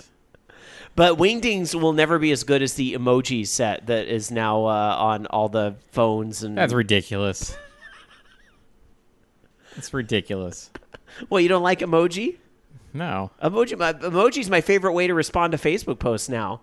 Because, Extifer's on this big trip in Europe, and he keeps tagging all this, really dumb shit he sees. Look, it's Rob on Money. Look, it's Rob on Money, and it's, I don't know, why it's supposed to be funny, but I'll just reply with that emoji that just has, the look on its face, I hate you so much. You know which one I'm talking about if you look at all the faces. There's one that has, the eyes pointed to the side. The slyly judging you. I hate you, Kenny. That face. All right, anyway. Let's travel around the world and check out release dates. There's nothing coming out this week. What? Nothing coming out this week? Nothing coming out this week. Yeah, it's absolutely dead. Not a single thing. Well, that was a short release date segment. Yeah, exactly. Yeah, nothing coming out. Oh, I'm sorry. I take that back. There was the 3DS, was it Scooby-Doo and Looney Tunes cartoon explosion or something like that. I don't know. So basically there's a No One Cur coming out. It's Scooby-Doo and Looney Tunes worlds combined, It's like Space Jam, but less jam. Well, now see, before you said Space Jam, I was going to say, well, which of our listeners have actually pre-ordered that? But then you go and say Space Jam, and I'm like, ooh. Space Jam was a pretty rad movie. Come on, Warner Brothers. You've got Midway now. Right? So, you could technically make a new NBA Jam game. That's Space Jam. Space Jam. Oh, my God. Oh. Hey. Are they working on another Space Jam? They are working on another Space Jam movie, so this could possibly happen. It prints Isn't money. it happening with LeBron or something? Yeah. Oh, man, that would be amazing. That All would right. be cool. Michael Jordan needs to make a cameo. Until we get Space Jam 2, let's travel over to Japan and check out some of the releases that are coming out over there. No Space Jam 2 to report. But we do have on the PlayStation 3 this week on July the 10th, Sakyo Shogi Gekisashi 13 comes out this week. This is some type of board game series that is on the PlayStation. I don't know much more of the game than that, though. You said it was Shogi, right? Yeah. It's a classic game. Very, very classic board game. That would be like... strategy. Kind of like... I think it follows a lot of the same principles of Go. I would imagine it's kind of like how they release Monopoly on every single console and handheld and everything, right? It's like classic American board games get released on all that stuff. Wheel of Fortune, too. Game shows. Anyhow, on the Xbox 360 this week in Japan, nothing. Nothing until the 17th. It looks like it's a pretty dry week in Japan as well because there's nothing on the Wii U this week either. Taking a look at the 3DS, though, there is some type of special pack, a 3DS XL pack. It's called the Yukai Watch Edition. That I think just includes that game, and it's a 3D that has the little character there on it. For those of you that need to import a Japanese 3DS, I suppose there's that.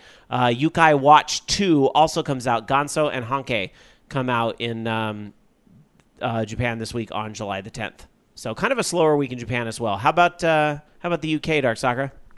We actually do have a couple.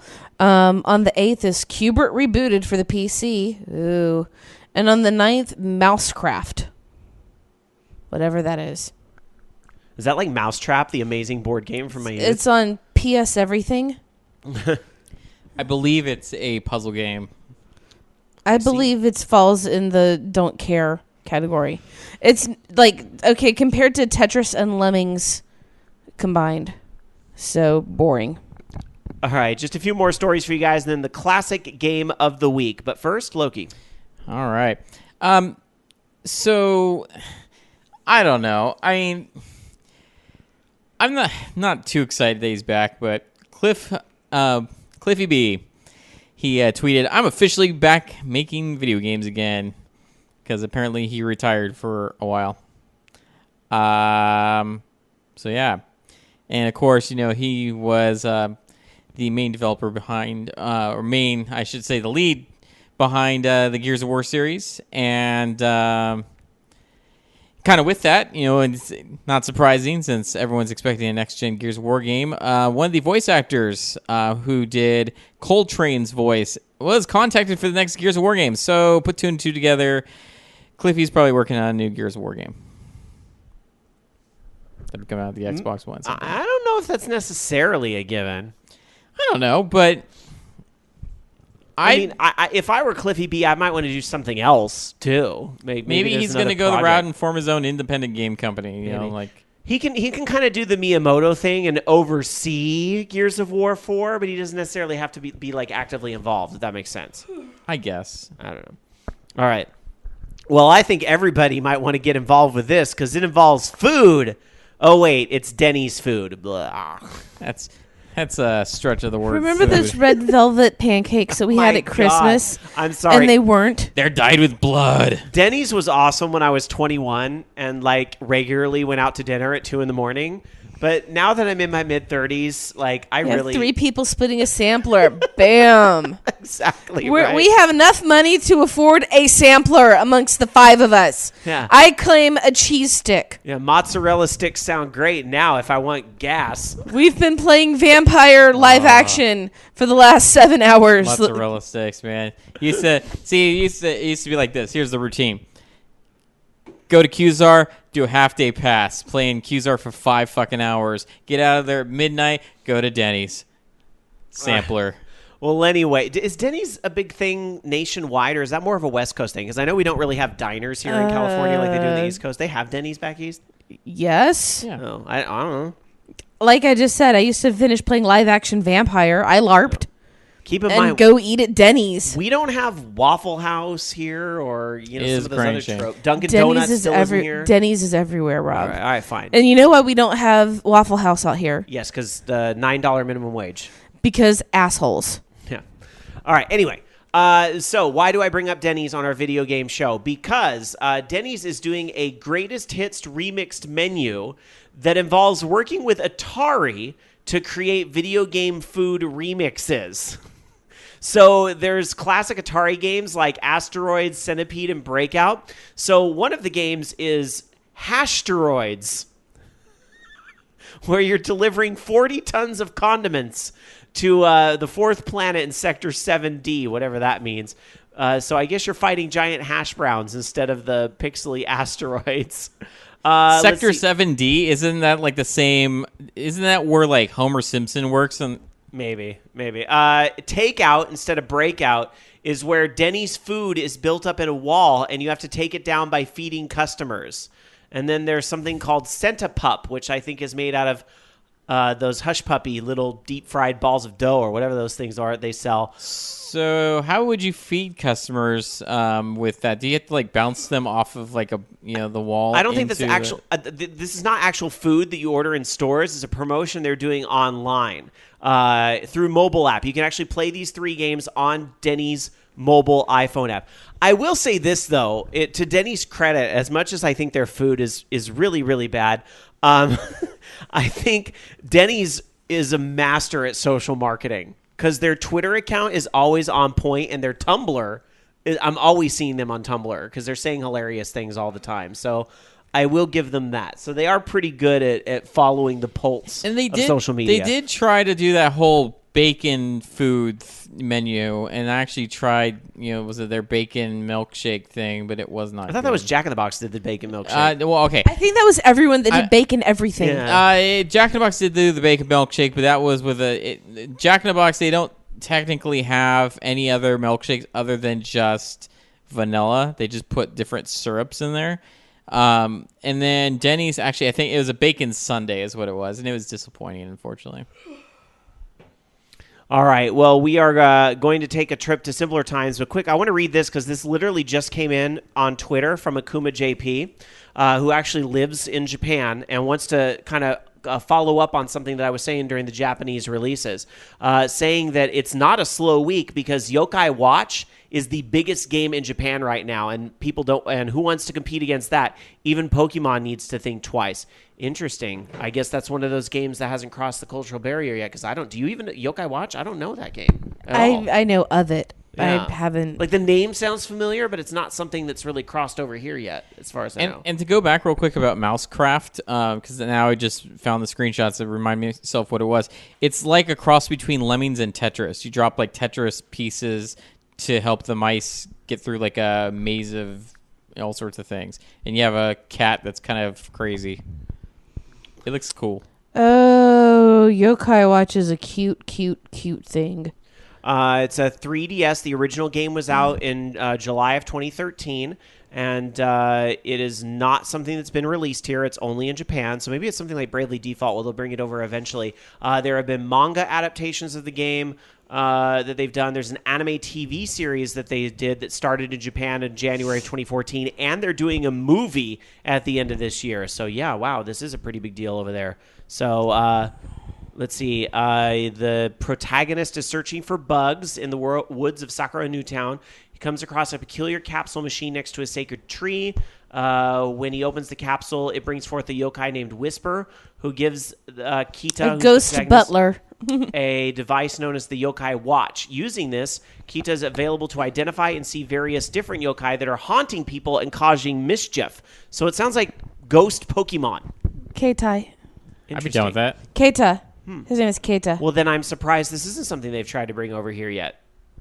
Maybe coming soon. Done by the same group responsible for Professor Layton and Inazuma 11. Well, this is why I like doing the show live, because you know what? I don't think I learned. any human being cannot play everything. So this is always nice to find out about things, especially worldwide, that are big elsewhere. So thanks for the tweet, Akuma JP. I appreciate it. All right, let's get to the classic game of the week. Let's go to a time when there was a lot of stuff that came out in Japan that I'd never heard of, that's for sure. But this game is definitely it's America. Older than all of us in this room. This game is definitely oozes America. America. This is an American game, an all-American game. How appropriate for this long weekend, thanks to the 4th of July. Mm-hmm. All right, so Dark Sakura, what is the classic game of the week? The Oregon Trail. I figured it was about time. This is a great selection. Now, I just want to point out the audio we're going to hear tonight for the Oregon Trail. This comes from from the 5th edition. Yeah, the Apple IIe edition didn't have music. No. Maybe a really bad synthesized, theme, but that's it. So we're going to hear some or a digital fart. Yeah, some slightly. And if Jason, but this music is appropriate. Yeah, if Jason's, it's really quiet, but there it is. Anyway, the Oregon Trail was developed in 1971 by 3 school teachers in Northfield, Minnesota. The primary one being Don Rawich. I guess that's how its name is pronounced. Rawich. 2 of his buddies, who were also teachers, helped develop the game. And this was done using the HP Timeshared Basic, running on an HP 2100 mini computer, back when we actually categorized them as such. He had the game running for that semester. When the semester was over, he deleted the program, but he printed the source code. In 1974, the Minnesota Education Computing Consortium was developing educational software, and they hired him. And so he basically redid the Oregon Trail for them. And it ended up being very, very popular. In 1978, MECC was trying to get more people to use the Apple II computer. And so the Oregon Trail was in Creative Computing's May through June 1978 issue, written in BASIC 3.1. And then there was the Apple PDS disc series, Oregon Trail 2, that came out in 1978 as well. So basically, there have been a bunch of different versions of the Oregon Trail come out since then. But all of us here, we have been... You got a rough trip ahead of you, partner. We've known of this game for a while. The narration's a little louder than the music was. Sorry about that. Well, in this case, the game has been something that has existed as long as we've been alive. Right? Mm-hmm.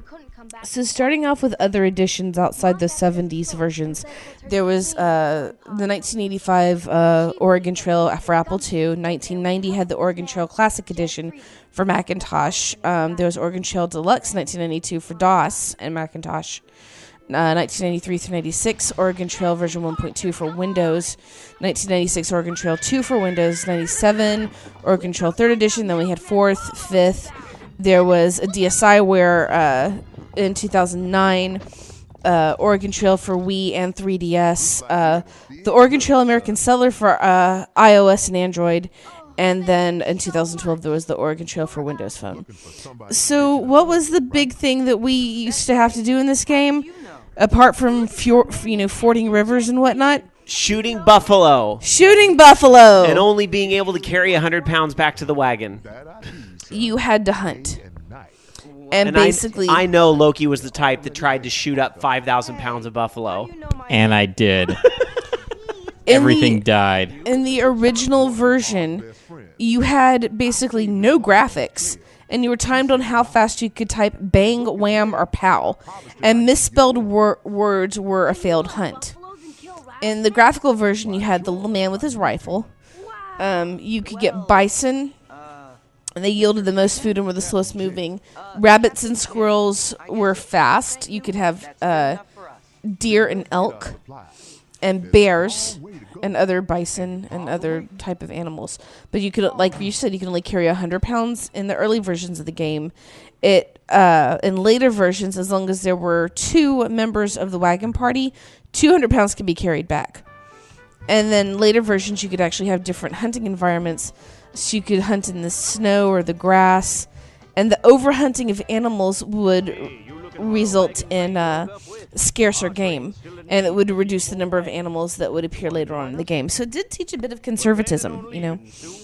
You could die in the game. Well, by you, I mean all of your family. They could die of various diseases like measles, snakebite, dysentery, typhoid, cholera, and exhaustion. And in later versions, you could have a funeral if the environment allowed you to have a funeral. And you could write a tombstone. But you still couldn't have a Viking funeral, which sucks. No. But you could write, this person blew donkey goats or, donkey balls or something on their tombstone. And that was always great. You could, you actually had a score. You had an unscaled number of points that was for each remaining family member, weighed by party health. Your possessions and your cash on hand, 1 point per dollar. And then you would have a difficulty scaler. So it was kind of interesting. But, now there's been, of course, all kinds of clones.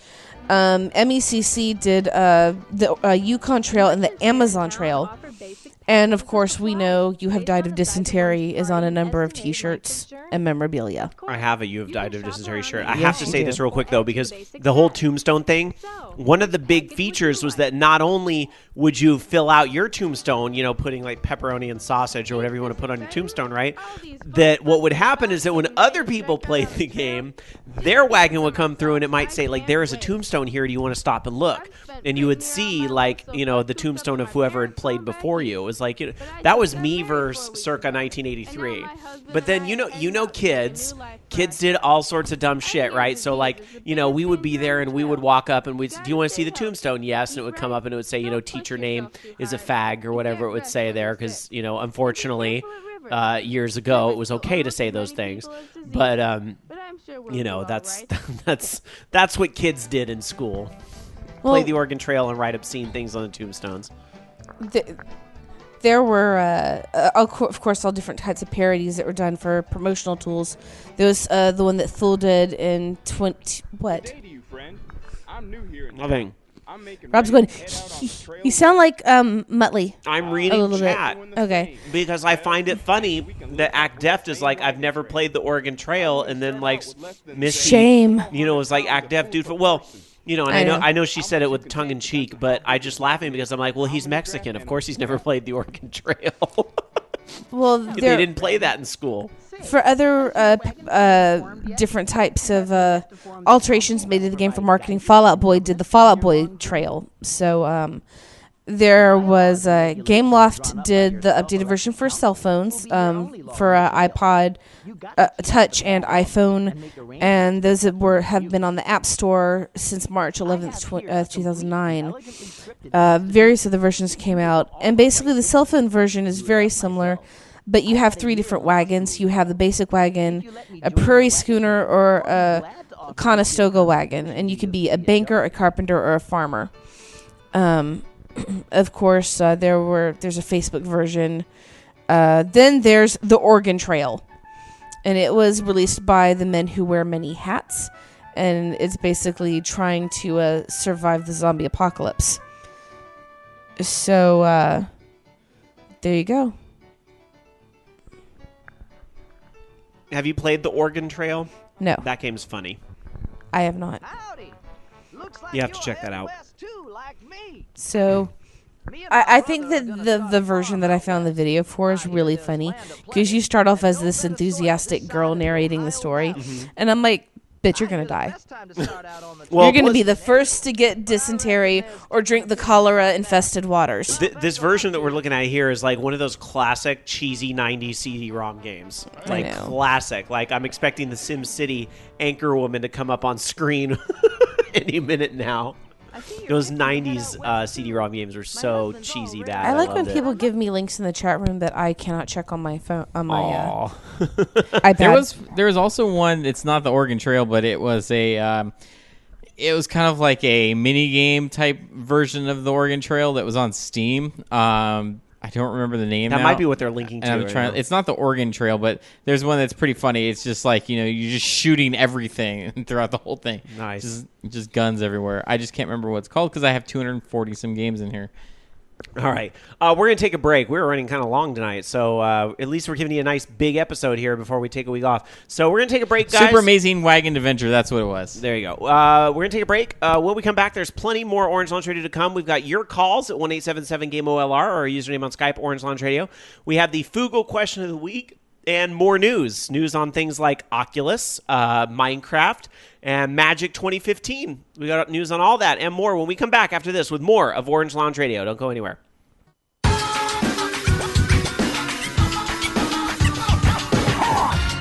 Welcome back, everybody, to Orange Lounge Radio, live on this July the 6th of 2014 with our 559th episode already in progress.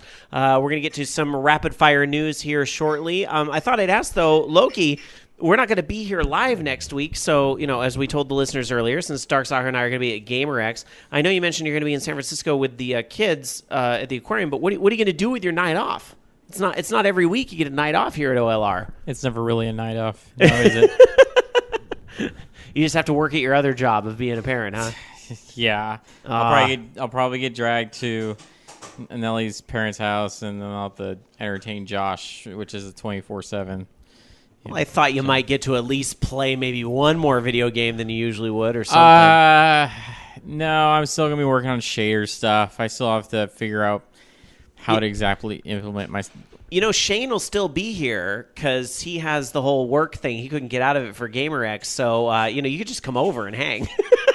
No, I already told her that we're not doing the show, yeah. You didn't think ahead. No, I did. It's just, it's not fair. You're an honest man, Loki. She already posted something like, she has, like, frosting in her eye, and I'm like, what?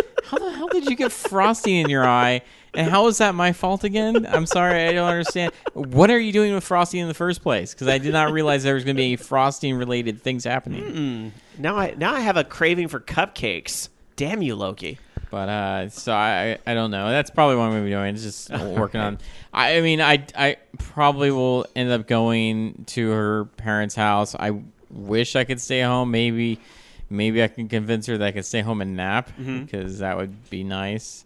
But I don't know. I'm going to work on it during the week. That's what I do during my lunch nowadays because there you go. Nobody that played games with me works with me anymore, and all our game room's gone. And it's kind of sad, but I'm glad you at least. Speaking of which, I will be eBaying most of my gaming related stuff from our game room on eBay. So look for Xbox 360 and PlayStation 3 systems. Hey, oh, nice. So I got PlayStation 3 160 gig systems that are.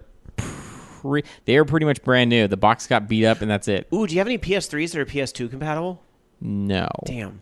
Just my original one at home. But no, these are all 160 gig systems. They're the first redesign. All right. So hopefully I'll be putting that up, and then just whatever else I have. I have a lot of crap at my desk, and I need it. It all needs to go. So we'll see. I'll be auctioning some of that stuff just to make some extra money because I'm broke. Can't. Maybe and see that's the other thing too is maybe I'll just trade that stuff in the GameStop or something for PlayStation 4 and there you go. Xbox One or Wii U or something. So there's that option too because I know at one time they were giving you $100 for PlayStation 3. Well, be careful because it's going to keep going down and down and down. So you got to figure out what you're going to do. Yeah. But, so anyway, quickly speaking of cons, Dark Soccer. I know you used to go to this con, but you haven't been in a while. But I think this past weekend, I believe I heard Anime Expo had its big weekend. It sounded like registration was a friggin' mess. When has it not been a friggin' mess? Why can't conventions figure out their registration lines? What is up with that? They understaff and overbook. All right, well, End of story. Fingers crossed that GamerX will not have that problem. But Anime I will say, Expo just turned to crap. last year it went very well. The GamerX registration went very well last year. But Yeah. getting in on the Thursday night really, really helps with that. So, let's see. I want to quickly give a shout out to another program on the network as well, at the Voice of Geeks Network, vognetwork.com. Saturday nights on the network is when Understation Live can be heard. Understation Live, a very, very, very long-running program because, Travis, one of the hosts, is very, very, very old. Just kidding. Love you, Travis. They are going to be back after their short hiatus on July 12th. So I just want to give them a shout out and encourage y'all to check them out if you like your very random sci-fi chatter that is very. It's the type of show that you can really only do in the internet environment that VOG has, and it's a lot of fun and very kind of like family entertainment. So check that out. I don't mean family friendly. Like dysfunctional family. Yes, exactly. I mean like dysfunctional family. Exactly. Exactly. Love it. But that's where Dark Soccer and I got our starts. So I just want to give them a shout out. Okay, rapid fire news. We got a lot of ground to cover. We got to keep things moving so we have plenty of time for calls. So let's get to it. Loki, some rapid fire news. Okay, so this is kind of neat because I didn't even know that this worked as it was wired now, I guess wirelessly, but apparently the DualShock 4 controllers work with the PlayStation 3, which that's totally news to me because I totally missed that. But yeah, they have a brand new PS3 firmware update that now allows you to wirelessly sync your DualShock 4 controller with your PlayStation 3. So for me, that's a good reason to get DualShock 4 because I only have a PlayStation 3 right now, but I didn't know that worked. So that's pretty sweet. So yeah, and I guess if you do sync it to your PlayStation 3, remember you're gonna also have to resync it to your PlayStation 4, but that's just as easy as connecting it with a USB cable and pushing, a button. So, I'm excited about this. I love the PS4 controller. yeah, so that's really cool. It's great. They don't have it where you can use the PlayStation 3 controllers on the PlayStation 4, do they? I don't believe so. PlayStation 3 wouldn't have the touchpad either, which is kind of an essential. You actually have to click that. That replaces, because there's the share button, the tapping the touchpad replaces like what used to be the back or select button. That replaces it in a lot Well, they of could games. just emulate that. They could have, Maybe. left side of that is start or left side is, back or whatever. I don't know. We'll see. I think they actually, that's exactly what they do in PS Now. So they do have a setup for it. Now that you mentioned So that. that'd be kind of cool if they had that option, but they wouldn't want to probably, cannibalize their PlayStation 4 controller sales. But very true. It would be nice, if they had that. They had a special Grand Theft Auto patch this week. That was a free update. The Independence Day special included a bunch of cool stuff, including American flag T-shirts, mullet haircut for females, and a fireworks launcher. And also, a giant monster truck that you can buy in-game. What's also cool is they have the option to buy fireworks and actually set up your own fireworks show. You can actually set timers on each one and launch fireworks, which was really cool. Apparently, though, that's only going to be, at least the fireworks part is only going to be limited to this week, which is very disappointing because that sounds really cool. I wish they would just open that back up. Maybe they'll be, just like there was snow at winter, maybe that's something they're going to add each year or something, just to kind of keep it fresh. But that's really cool. And you can download that for free. So check it out. And then last but not least, there's another Oculus Rift demo now for South Park. And it looks like that they've just basically taken the South Park Stick of Truth environment and also just threw like some characters in there and stuff. But pretty cool looking. You can wander around South Park and just kind of get a look there. You can even go into hell. And I don't know. It's a neat idea. Although, at least not as terrible as South Park 64. There is that. All right, some other quick news. This is unfortunate about Mario Kart 8. For such a stellar Wii U game that has a pretty great online system, it was really only a matter of time before, as they say, hackers gonna hack. And some YouTube folks have published a YouTube that show how to hack Mario Kart 8. They're saying, well, I don't think it shows everything. They're just saying it's a proof of concept for now. But basically using a browser exploit, they can make Moo Moo Meadows play the final lap music immediately or make it play no music at all. They can rename things, like they rename Moo Moo Meadows to Shitty Luck Course. They can corrupt the font. They can crash the Wii U and alter the Wii U menu fonts.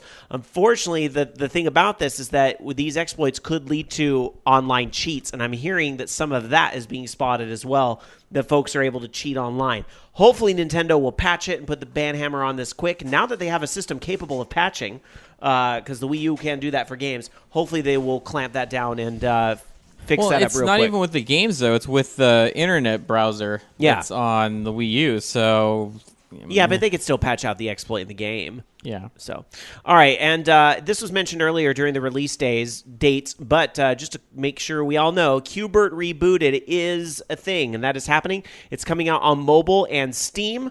Q*bert hasn't been seen in a while, unless you caught his cameo in Wreck-It Ralph, but Q*bert was that little orange fuzzball with a very long nose that used to say a string of punctuation when he would fall to the bottom. And little known thing, back in the day, those old arcade machines actually had a little device that when Q*bert would hit the bottom, it would make a very loud thud. It would actually make this big clamp, a sound of a sandbag hitting the bottom or something.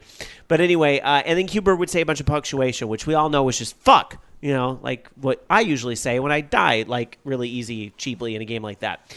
Anyhow, now you can say swear words all over again with Q*bert on Steam and mobile devices. It will have the isometric gameplay of the original arcade game in a 2D pixel style and a 3D HD overhaul. Think kind of what Pac-Man and some other arcade remakes have had. So, should be interesting. Hopefully it's not too overpriced. Mighty Number 9.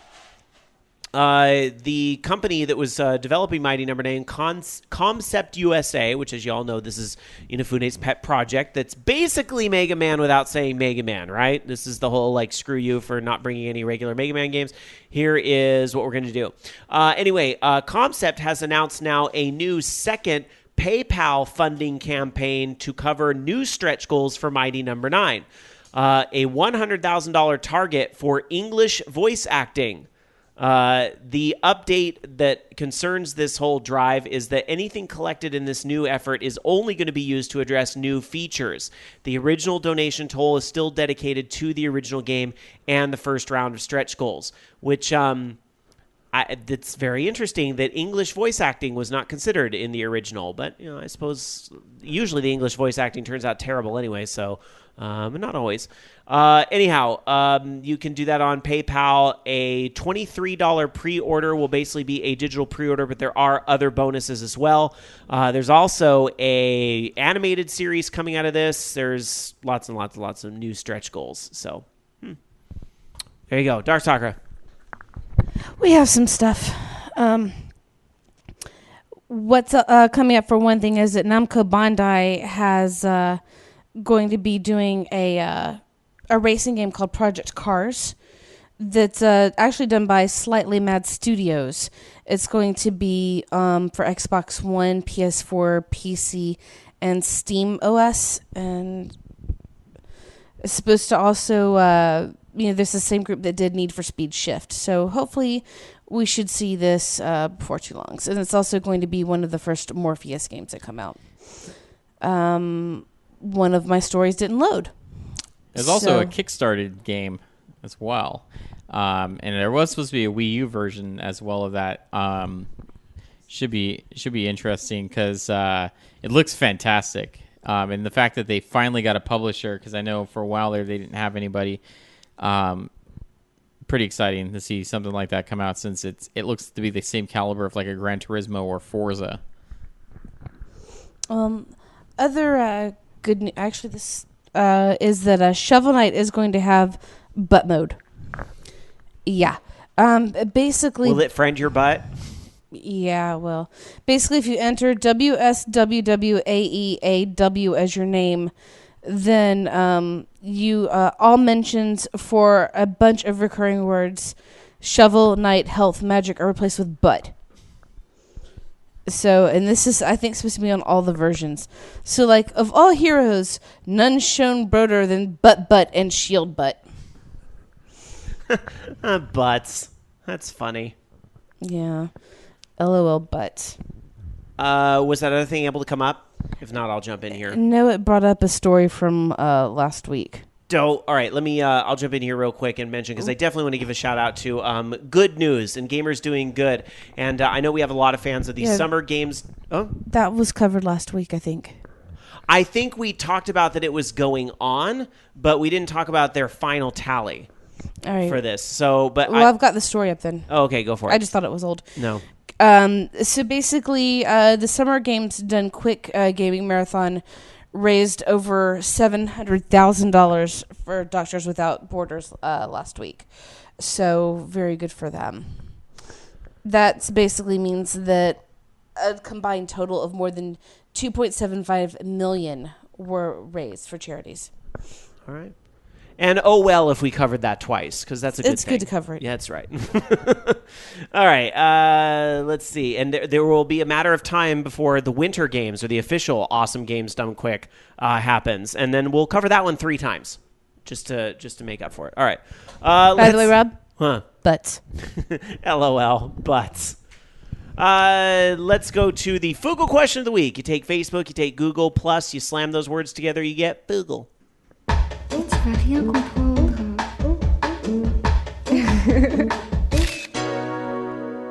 Every week we ask a question of our social media communities, and we read some of our favorite answers on the air.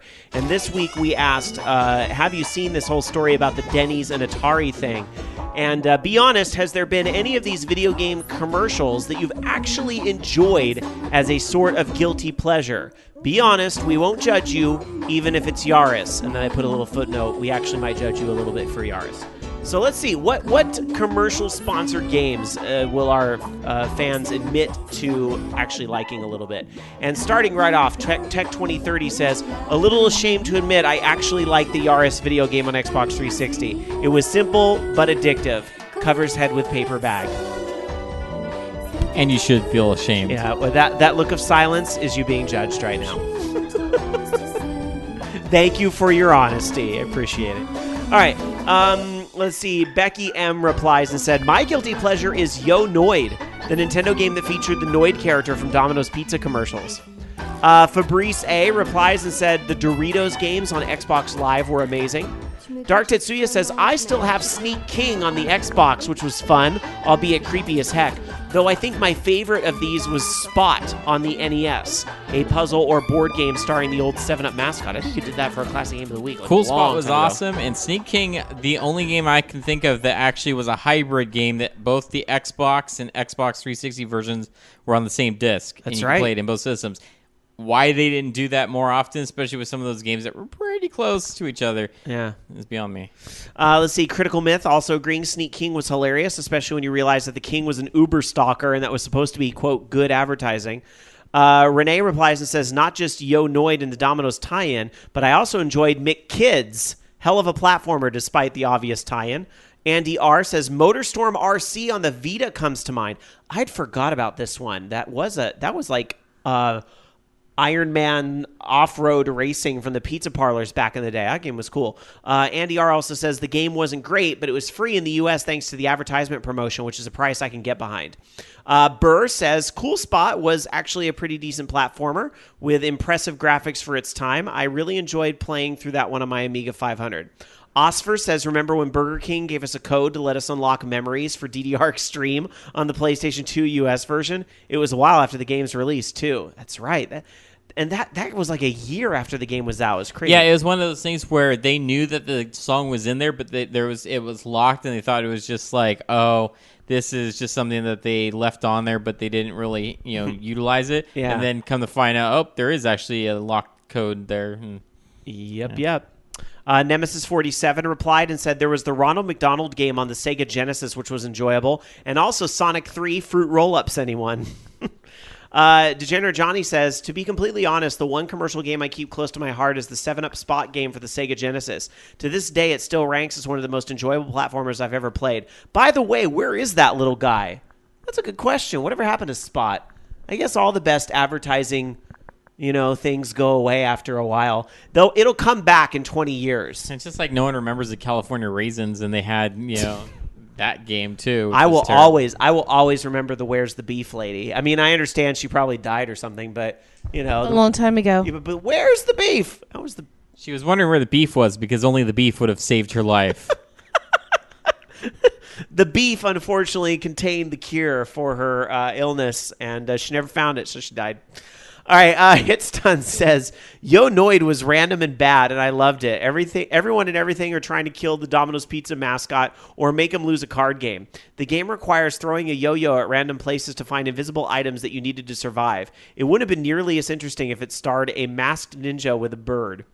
All right, and lastly, going over to Google Plus and looking at some of the answers over there, Appletainment replies and says, to be honest, as I sit here sipping my Heineken while listening to the new Coldplay CD, I abhor product placement in all of its forms. I avoid product placement similar to how I avoid the Noid. I can't even think of any good or bad product placement in games, especially the new Mirror's Edge coming in time for the future. That answer reminded me of that one scene from Wayne's World. That's exactly what it's from. I will not bow down to corporate sponsorship. And lastly, ActDef says probably the Burger King games and the Doritos games on Xbox, though there are a few games on mobile devices that are fun enough as well.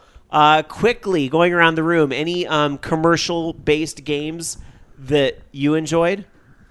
I like the Burger King games. I'm very sad they never came out with. They're supposed to be doing more with Kinect. And Kinect games. It's like, what the hell? Yeah. Then they also Chex Quest, because that was pretty awesome. I just got a text message from our buddy Jason, who I believe is stuck in traffic in the Bay Area right now, who said Chex Quest. So that's awesome. And then I did like Cool Spot. Cool Spot was one of my favorite games. Dark Sakura, did you have a commercially sponsored game that you admit was a guilty pleasure? Not really. Oh, I thought you liked the Spot game. No. Oh. All right. Yeah, I actually really didn't have too many of the sponsored games. I'm trying to think, and no, I don't really think I did. I was a big fan of Sneak King. That would have been my answer, but some of the chatters beat me to it. Alan's here. Hi, Alan. Hello. What do you want to say? I'd like to submit. All right, submit. So does it have to be a game specifically put out by a product company, or just can it be a real game with that also had sponsors? Sure, a real game that has sponsors. Why not? Crazy Taxi is an amazing game, and that had real stuff in it. Pizza Hut, KFC, and what else? That was the Offspring. yeah. Well, no, that was just licensed music. But I mean, like, take me to Pizza Hut. Like the people, it was a part of the game. Yeah, That's a good answer. I could vote for Crazy Taxi. Didn't they take that out of some versions though? Like later on, they didn't. They would just say, "Take me to pizza" or something, or they would just say, Take me to the hut. Yeah, they were just generic. Also, take me to the shoe store. because of when this happened and just how it was so weird, but Space Quest 5, which was only done by one of the two guys from Andromeda, the Sierra Online game Space Quest 5, had in it, it was mostly a Star Trek parody, because you were the captain of a junk ship. And whenever you pulled up the comm screen, like in Star Trek when they talked to the guy in the window, there would be a switch to Sprint and the Sprint logo. For real. Like, they paid for that placement, and it's like... And this was like 91 or 92, so this was, I want to say it was groundbreaking, but it was like, what is going on? Wasn't that back when like Murphy Brown was doing Sprint commercials? Yes, and it was the weirdest thing. And it's a perfectly good point-and-click adventure game, but Sprint, the phone company, was in Space Quest 5. Whatever happened to Candace Bergen? Just random thought. And then in Space Quest 6, when they brought back the announcer from Laugh-In, if you try to click on like the edge of a bridge that's broken, if you want to like try and jump across it, it's like no, and you have to do a walking jump, because in this game you can't switch to Sprint. So they reference the previous that there was Sprint sponsorship in 5 and 6. Wow, those are some good answers, Alan. I'm glad you popped in here. Yay, you're welcome. All right. I run away now. All right, bye. Until you hear something else you want to comment on. See, Alan has the luxury when he wants to comment on the show. He doesn't have to try to get my attention in chat room. He just walks in here. I got something to say. But we do love you guys too at our chat room, live.vognetwork.com. Oh, thank God. Somebody got my Murphy Brown reference. Thank you, Mega Man 400, my buddy from Video Game Realness, which you're going to be missed this weekend, my friend. All right, which also reminds me to say, I hope you all had a happy 4th, but a happy Canada Day, belated, to all our Canadian friends, because that was Monday? So, all right, that Tuesday the 1st. Oh, Tuesday. So I got my calendar all mixed up. Jeez, Rob. I know it was the 1st. One would think you didn't live in Canada. Well, actually, I have a really funny story about when I went to Canada for the 4th of July, yet we found ourselves there on Canada Day, but I'll have to tell that another week because we're running long. All right, let's get back into some gaming news. Loki. All right.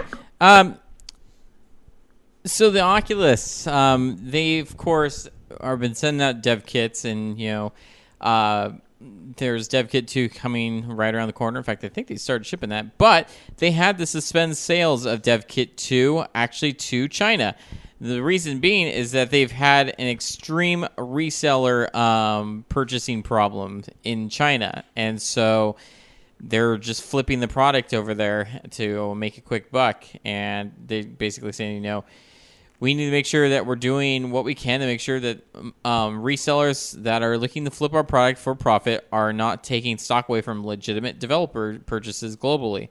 Our product in its current form is a development kit and meant for developers to develop VR content. And we're looking into alternative ways to make sure that our development kits are getting into the legitimate developer hands in China. And because of that, we're forced to suspend the entire country from purchasing.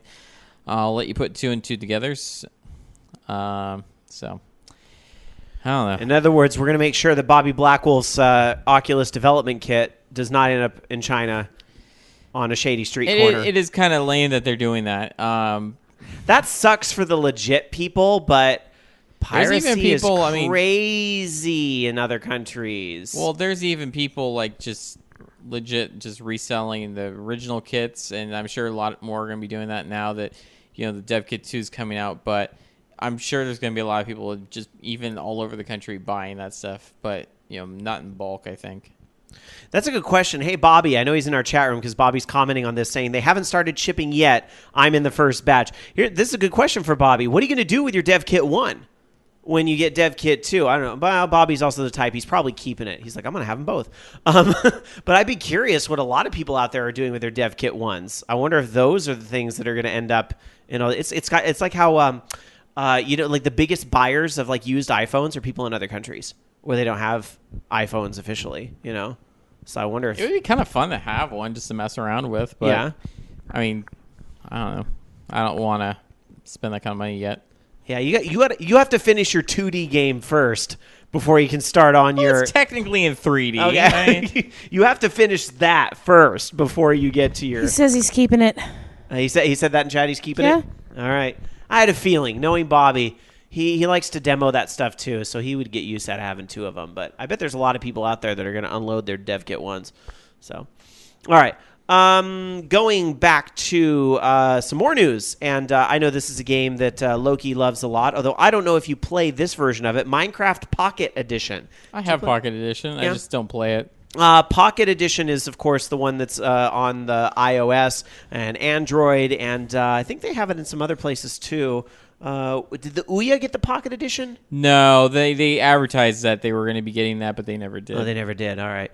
Well, anyway, a huge update coming for Minecraft Pocket Edition. It's going to be launching on Thursday. Was that Thursday this past week or this coming Thursday? I think that was this coming Thursday. Minecraft Pocket Edition 0.9.0.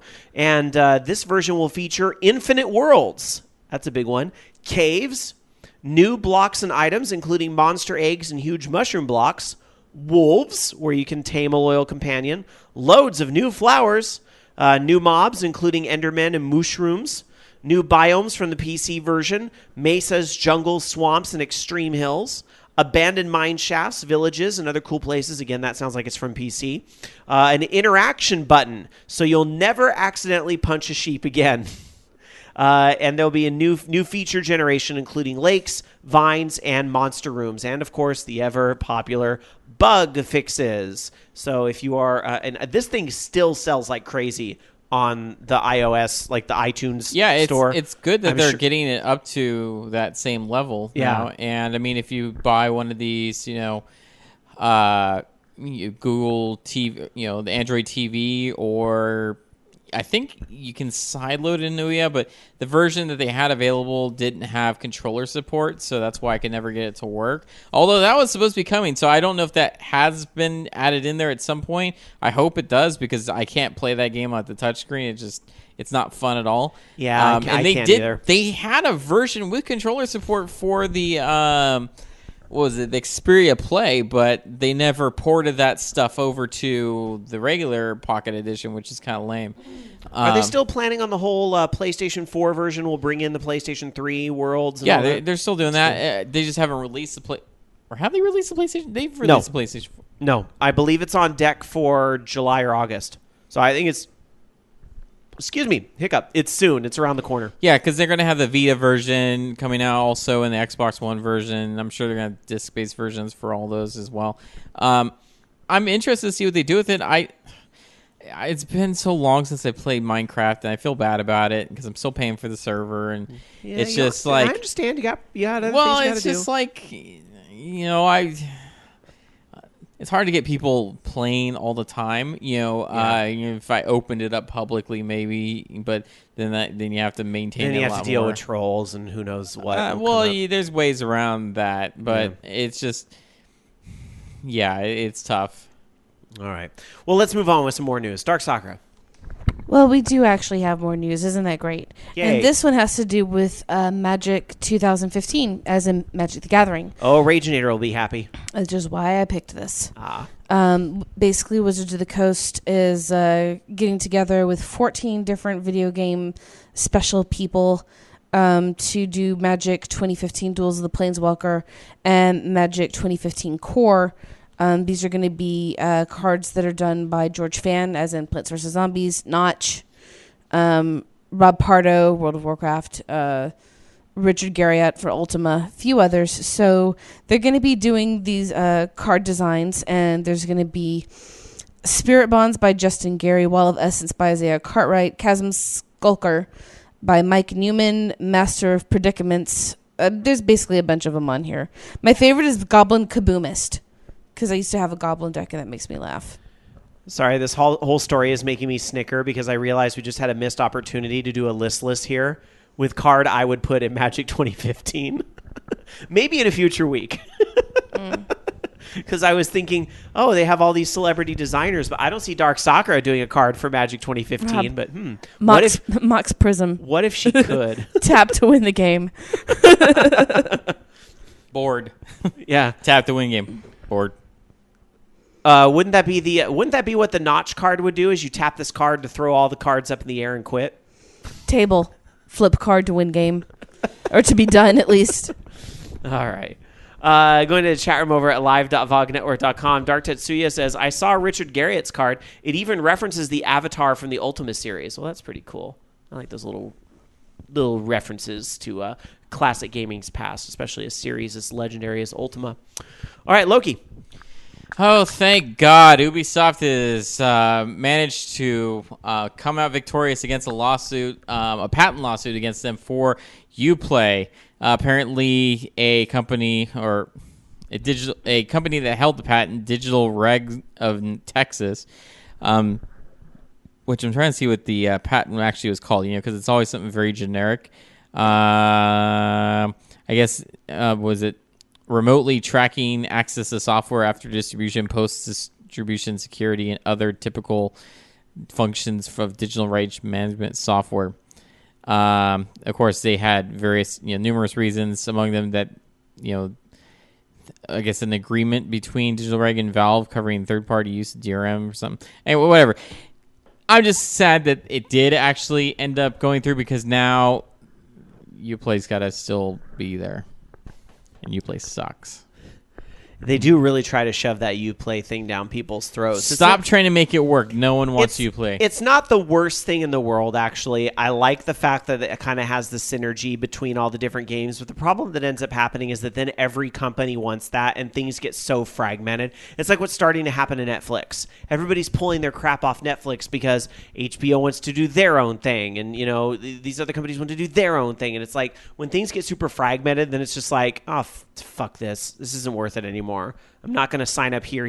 There needs to be a centralized thing. That's the only thing I problem I have with Uplay. But I liked that, I could get achievements or do things in one game and I could get a reward somewhere else. Like trying out Assassin's Creed and getting a few points there could unlock a song and Just Dance or something like that. That was but I gotta think though that could still be accomplished through like Steam or something. I mean, there's gotta be the way to check to see if you have an achievement or something of another game. True, I would think. I mean, at least there should be a way to do that. But then they can't get your email address and track you and target ads. All right, whatever. All right. Hey, a Twitch app may be coming, big rumor, may be coming to the 3DS and the PlayStation Vita. Hold on. This doesn't mean you're going to be able to stream your games.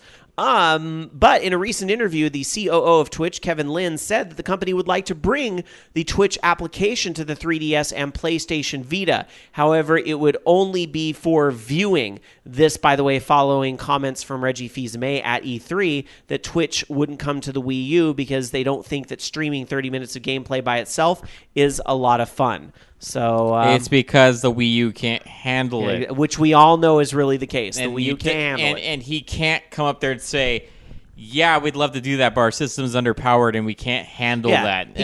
He can't say that, but he really should have just more stuck to the, well, we've chosen to go with YouTube, and we think that Mario Kart 8 looks great on YouTube, and people are having a lot of fun with this, and look at the Angry Luigi meme that came out of this. Like that like you don't have to dog what's happening with Twitch because, again, like, honestly, ironically, Nintendo at E3 kind of mastered the Twitch game. Like, they got a lot of people really interested in their shit, and a big part of that is because of the Twitch. And you see a lot of people really commending them for, hey, you know what was awesome about Nintendo? Nintendo, like, showed actual fucking games at E3 and the games that were in motion. They didn't show CGI packaged things or these pre-packaged demos. Like, they showed the real stuff and they put that out there. So it's kind of weird that Reggie would say something like that when, like, Nintendo actually has a lot they can gain from Twitch.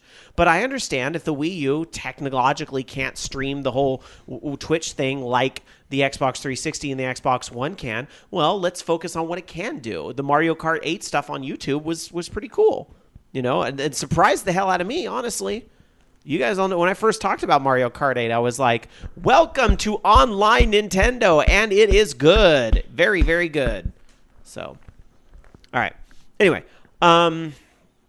let's move on. Are we just about to the mailbag? I think we are. It's that time where we're going to open up the mailbag because you guys send us emails every week at mailbag@orangeloungeradio.com. And Dark Soccer is going to dive into the email bag. Did I say the wrong address? I did, didn't I? Sorry. Participate at orangeloungeradio.com. I'm not so much diving as much as just flipping with my toe. Dipping a toe in. Participate at orangeloungeradio.com is the place to send us an email. I might have to try activating the old account and set up a forward or something. So that all of the spam going to the old one will forward to the new one? Well, hopefully it's all bounced now and it's gone, but we'll see. I don't know. It's never gone. Yeah, that's true. It's never gone. Participate at orangeloungeradio.com is the place to send us an email. And you can participate with the show, and Dark Soccer will read the emails right now. Hello, LR. While traveling to and from the Too Many Games convention in the Philly area last weekend, I listened to last week's show. Rob, you're welcome. If ever there's a sequel to Bungee Ferret Tossing, I will ask you and others for even more cat pictures. Oh, this must be YYR. Speaking of BFT, I was hoping to port it to Unity over the next year, Destination Steam. The hardest part will be figuring out a control configuration that matches the precision and flexibility of an Xbox 360 controller, but also works with a keyboard and mouse. I do have a few ideas, and I'll be working on it. So wait, do we just kind of sort of get confirmation that Bungee Ferret Tossing is planned for Steam? Not that it's happening, but it's planned. You guys were talking about the current dismal state of Konami, and there is one thing you guys missed. Bimani is still a significant portion of their business model. They are still running 2DX, DDR pop and music, and Guitadora alongside their newer releases, Jubeat, Reflect Beat, Sound Voltex Booth, and Dance Evolution Arcade. All of those games are current and regularly updated with new songs and unlocks. True, none of it is on home consoles, and none of it is officially in America, with the exception of some iOS versions. But neither of those markets seem viable right now, so I don't blame them. Is this the majority of Konami's business? Heck no, but it's obviously significantly enough to be a measurable part of their bottom line. And seriously, if you haven't already, you guys should take a day trip to Sunnyvale and try out DDR 2013. It's pretty fantastic. I didn't even realize they had that around here. I think they're getting that actually at Scandia soon. I want to say that I thought that they were upgrading to that. It wouldn't surprise me because they have a lot of other stuff at Scandia. But I do... It's kind of one of those things where it's like, okay, I get that point and I respect that viewpoint and everything, but it's very hard to sit here after we kind of had that whole peak of DDR in this country. Hey, you know what? It's disappeared in the U.S. I will take a PlayStation 4 Xbox One game that's in Japan because you can import that shit and it's region free. So that's fine. I will take that. But we're not going to see it. Even like a 2DX. Dance Evolution game or something. I don't know. It's very frustrating. I just kind of feel like it still feels so small compared to what it could or should have been. I don't know. That's where my frustrations come from. I realize they're still making it, but how big is it really? But maybe bigger in Japan than it is here, and my perspective is screwed. I don't know. But I will say I still see more Konami slot machines than I do, DDR machines anymore. I, too, lament the lack of a new Ridge Racer developed by Namco proper, and I'm really disappointed that neither the Xbox One nor the PS4 have a Ridge Racer game at launch. Heck, the PS4 is the first Sony console ever not to have one, and that's counting both PSP and Vita. I think that handing the franchise off to a third party was a mistake. The Vita version was poorly handled, and I worry that Ridge will join F-Zero as a prized yet ignored racing franchise. I hope it doesn't happen because 6 and 7 were, at least in my opinion, absolutely the highest point of the series, loaded to the brim with the amazing course design and lightning-fast action Namco does better than anyone else. This goes out to Loki as well as anyone who wants to program anything ever. I may not be a pro, I may have only developed a handful of games, but I wholeheartedly believe in the 80-20 rule. You'll spend 80% of your programming time on 20% of the result, and vice versa. A lot of it is spent on the things your players won't see, or fixing things, or figuring out how to do things, or just figuring out that everything really does take 3 times longer than you expected. Yep, that's about right. 3 times is actually a very accurate estimate. And this really is the truth. If you are seriously working on a game, you don't really have time to actually play much of anything. But it's all part of the game, no pun intended, and anyone passionate about creating games will agree that it's well worth it. Keep fighting that good fight. Aaron YYR. Thank you for the very good email. Lots and lots of points in that email, and I agree with what he said about Ridge Racer. I really hope it doesn't go the way of F-Zero and, disappear. Although I guess we had word that Bandai Namco is developing something else in the racing area. It's just They're not not the same. developing, they're publishing. Sorry. Oh, yeah. Very, very good point. You're right. Very important distinction. And not the same thing. It's a cool-looking game. I mean, it's absolutely amazing. Dan's going to probably have to pick it up because it looks fantastic. But I don't know. Bobby Blackwolf in our chat room over at live.vognetwork.com says, speaking of F-Zero, I did play an Oculus Rift demo, full game on Kickstarter, which is an F-Zero / Wipeout style racer. It was really good in VR mode. Oh my gosh, I would think a game that fast would make me barf on Oculus. Maybe not. I mean, maybe they've toned it down or it's not as bad as I think it is. But that might be too much speed for VR. That might be a bit much. All right, let us, since that's it for emails, sadly, but you should email us. Participate at orangeloungeradio.com if you want to be heard on a future week. But now would be the time that we do the FUs of the week. Oh,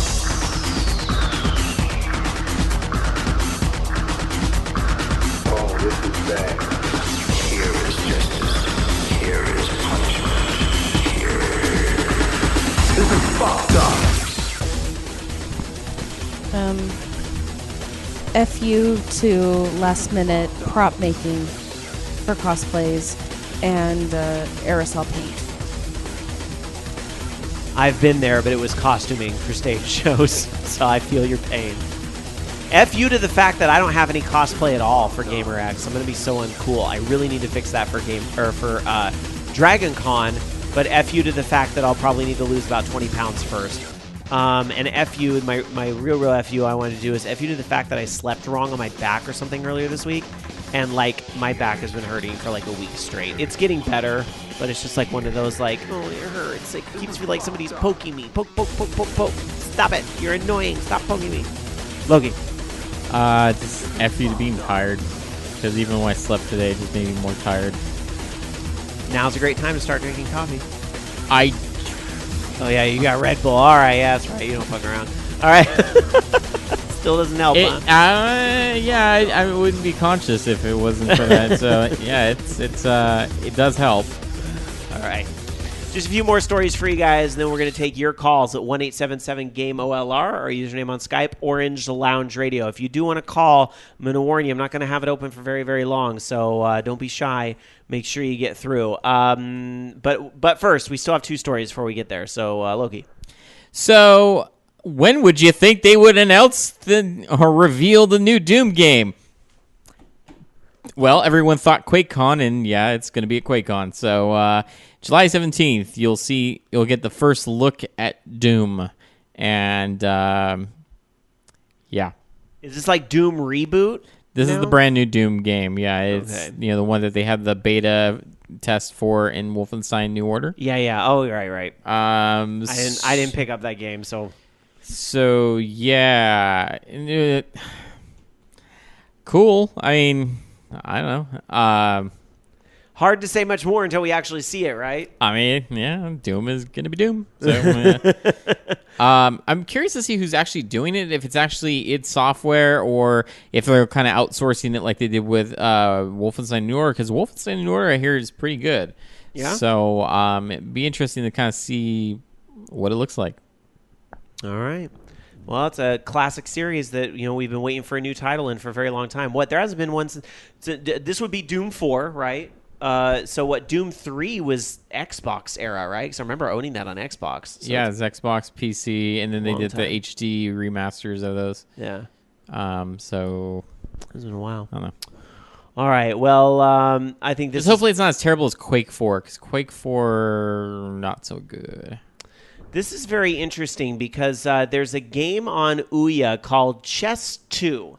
And it does not have a synchronous multiplayer. It used to. But what happened is that Microsoft issued a court order recently that is levied against the game's DNS management service.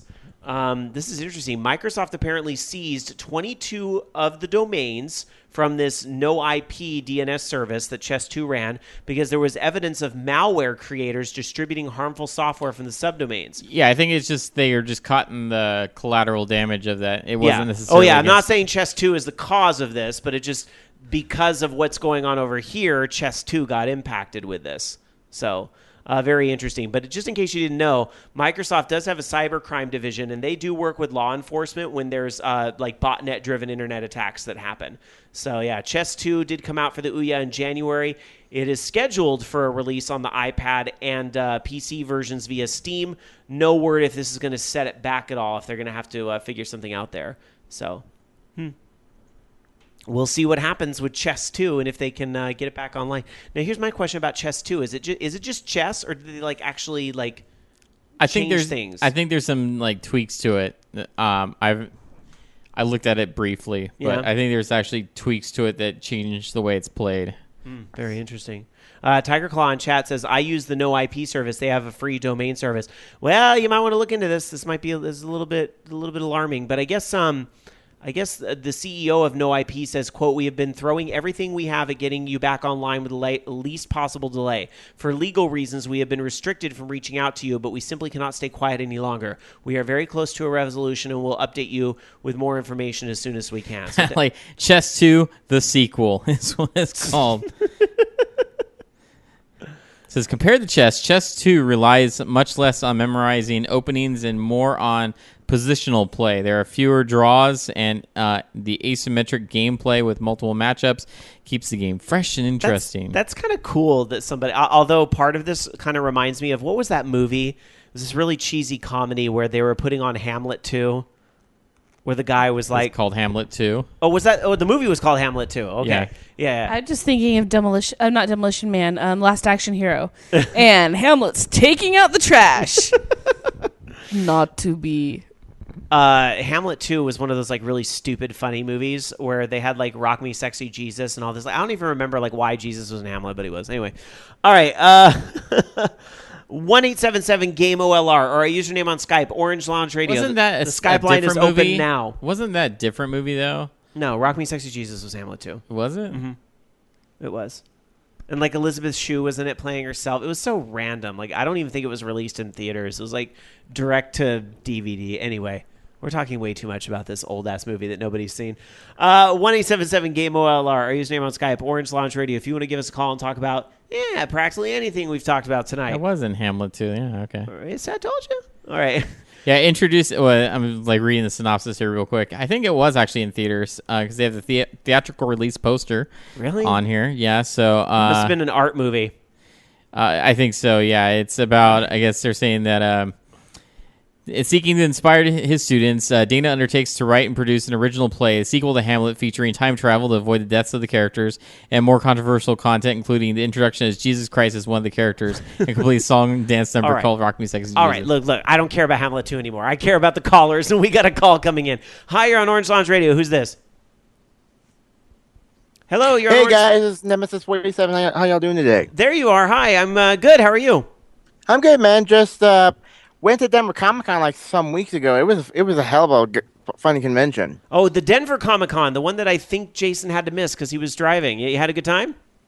86,500 people with her. I did have a great time. Wow. What were some of the sites that you took in while you were there? Let's see. I got the 5th and 7th Doctor's autograph. I even got an autograph for Serenity 41088, who is on the chat right now, and shout out to her.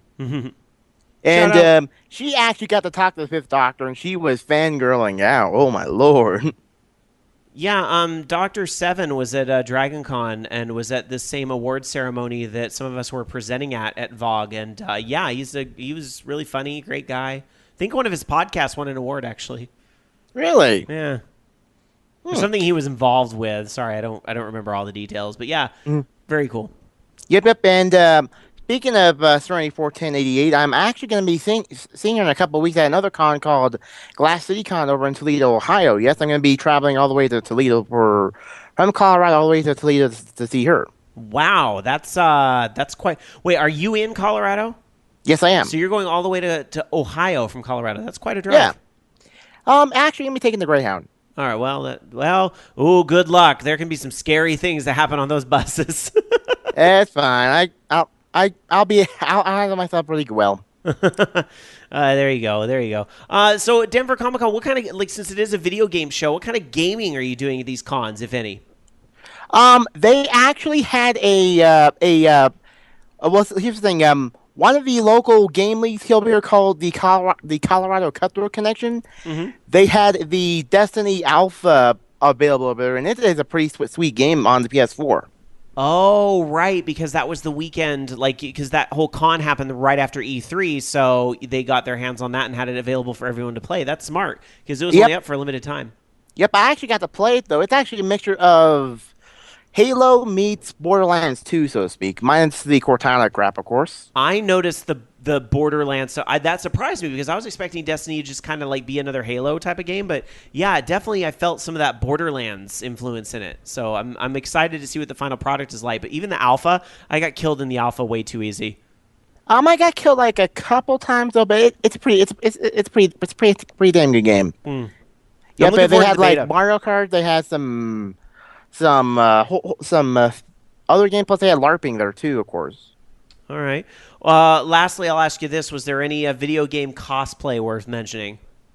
Let's see. Video game cosplays worth mentioning. I think I've seen a whole lot of video game cosplays. I've seen some Mario, some some of the basic stuff you see at conventions. But it was a hell of a good con, though, nonetheless. Nice. Well, glad to hear you had a good time. I didn't. It's good to talk to you guys again. All right. All right. Thank you for calling, and have fun at your cons. Have fun in Toledo, and yeah, wow, you're going to be traveling to more cons than Rama if you keep it up. Nobody will go to more cons than him. After Glass Decon, after I see Serenity 41088, who's also going to be my future fiance, though. But after that, then that's going to be the end of my con year until next year. Because next year I'm thinking about even doing Teddy from Persona 4. Nice. A fursuit. All right. Well, good luck to you, and pick, sir, it didn't happen. Okay. All right. Take care, buddy. Bye-bye. All right, bye. All right. Always good to hear from him. Let's go to another call and see who we get on the line next. Hi, you're on Orange Lounge Radio. Who's this? Hello, it's Jason. Hey, Jason. You sound as if I haven't inserted myself into the show enough tonight already. That's all right. It's been like weeks since we've heard from you. You sound like you're on mobile. Are you still in traffic? I am not still in traffic. I just checked into the hotel, but I am still driving around for a bit longer, so I figured I would call in while I could. Gotcha. But you're not going to be in Frisco by the time GamerX happens, huh? I actually am. I'm already in San Francisco. I just checked in San Francisco, and my plans changed a little bit, and so I will be in San Francisco until Sunday evening. So yes, I will be making some sort of an appearance over next weekend. We're gonna see Jason at GamerX. Yay! Yay! But I'm sure again, it's been literally weeks since you've seen me. I know, but it's been so long. I need my Jason fix. In all seriousness, I know he didn't call just to talk about your weekend plans. What's on your mind tonight? Oh, why not? I mean, that's what the show is for, isn't it? Just driving around. Anyways, did I, in between dropouts and everything else that I've been dealing with and cell coverage and all this nonsense, did I hear you call Super Star Wars a good game? Yes. You are fucking crazy, sir. What? No, you're fucking crazy. Wait, are we the Super Nintendo game? Yeah. Super Nintendo, Super Star Wars, yes. Empire Strikes Back, Return of the Jedi. Those games are fucking terrible. You just sucked at them. That's why you're mad. I'm not gonna say it's funny to make this argument because I played them. I will play them again. But put together, those games are very, very poorly put together. They have a terrible engine. They are fucking hard. I only made any progress on those games because I was a habitual Game Genie user as a kid. I remember renting the game. I don't think I beat it, but I had like a heck of a time with it over, the times that I would rent it. And that's the funny part, is that kind of a situation can happen. But the game is terrible. Go back and play it. You will be frustrated out of your goddamn mind. You can. I'm looking at the wiki right now because I wanted to see what the reviews were. Not that reviewers are the end all be all, but I wanted to see where kind of opinion lied. Star Wars was re-released on Virtual Console in 2009, which I don't know if that necessarily means it's still available, and that doesn't mean Wii U. That means you have to go into the Wii emulation and grab it out of that store. But I will say Super Star Wars was awarded Best Action-Adventure Game of 1992 by Electronic Gaming Monthly, as well as Best Movie to Game. But I don't know anything about like what their average review is, but I thought this has been a pretty well-received game. And like I said, it's truly not that I hate it, because I played all three of them a number of times, and like I said, I will do so again. But put together, like there's something about those games that, looking at them in hindsight, just doesn't really sit well with me. And at the same time, it's even weirder because there was the old 3D arcade Star Wars where you just pointed at one direction of the screen and shot. But it's like the good Star Wars games to me were X-Wing versus TIE Fighter, Rebel Alliance, and all those kinds of things. Star Wars Empire Strikes Back, Super Star Wars Empire Strikes Back, and Return of the Jedi are really like monotonous, mindless games. And it would be a really good idea for you to revisit those. You're still going to like facets of the game, but all told, the game is just particularly strange. Well, you're getting a very mixed bag in chat. Bobby's threatening to fire you from the voice of Vogue right now. There's characters that aren't in the canon. All of the vehicle levels are not that good. The game, like I said, if I did not cheat, I would not have made any progress in large parts of those games. I will have to revisit these games shortly and tell you if I still think they hold up all these times later. But I just remember really enjoying them when I was younger. SSU 100 Matt, I think, kind of sums this up well, saying Super Star Wars was great and terrible at the same time. Terrible isn't hard. Yeah, it really is a huge conflict like that. And I'll tell you what, I don't know if you're going to have time for this, but because I'm here all week, depending on when you guys get in this weekend, let's find an hour, sit down, and record the games and talk about it. Because I'm here, you can come to the office. We have ample everything to be able to do this kind of stuff. Let's sit down and play these games again. You want to do a YouTube series where we revisit these old games? I don't know about a series because I can't commit to that physically, but to have the two of us in the same place, all right, revisiting what our memories are, just seems like something that we can do to take advantage of the fact that I'm out here for the time being. All right, you're on. If we have time, I would love to do that. Plus, you need to see my office that I'm currently parked outside, so, you know. All right. We do. All right. Well, Jason, thank you for sharing your opinion. It is the show where every gamer has a voice, even if they are using those voices incorrectly. It's fine. No, I'm kidding. All right. All right. Well, I have to use my voice more than just 30 seconds of time a show. So I know. All right. Act Def says, hey, I'm Jason Grump. I'm Sky, not so Grump. Oh, Lord. No. We're doing our own thing. All right. Somehow I knew he was going to make reference to that, but in my defense, my thoughts on that game predate. The reference that he's making is that the game Grumps played Super Empire Strikes Back. And I thought that they went a little overboard on the fact that it is a very hard game, but my feelings on how the game works predates that by a fair amount. So and we will have Dark Sakura with us, who is the biggest grump of all. We all know that. Don't make me get up from this chair. Welcome to come too. I want to hear this deconstruction. I want all three of us to be there. All right. I would say 4, but I know what the plan already is. Yeah. So. All right, Jason, I got to let you go to try to squeeze in at least one more call before we end things tonight. But it's always good to hear from you, buddy. And I will see you this weekend. Yay! You absolutely will. All right. Bye. Bye, everyone. All right, 1-877-GAME-OLR or username on Skype, Orange Lounge Radio. I'm excited to see. I hear they have all these like fancy pants things over at that studio, so I'm excited to check that out. Of course, I don't know where we're going to find an hour amongst the con, but we'll figure something out. We could always do something, depending on when he's leaving, we could always do something on Sunday before we head out. We have to have pizza night. P-I-Z-Z-A. With getting my Cards Against Humanity cards all greasy. I want pizza.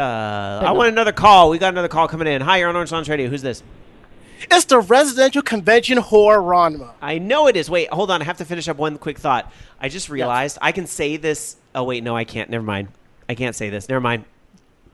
Forget it, Rama. We're gonna. I can tell it next week. I can't tell it now. Rama, what's on your mind, buddy? I demand that Jason XV turns in his gamer card. I have all 3 of those games sitting on my shelf, and I will sit here, I'll break out the Super NES, and I will play those games. Yes, they were hard, but that was a fun kind of hard. And that's a type of hard difficulty level where I bet you'll get one of those professional gamers who can play Call of Duty, Black Ops 2, featuring Carl Winslow, blindfolded, one hand, who can go through the entire game. You sit the little bastard right here in front of a Super NES with a game controller, wouldn't know what the fuck to do. Rob, didn't I pick you up Super Star Wars? No, I got you Super Return of the Jedi. Yeah, Super Return of the Jedi. Sadly, it's in a box somewhere, but yeah, we're definitely gonna have to go revisit the games. But look, in Jason's defense, and I'm gonna do this. Leave Jason alone. I'm gonna do this whole thing.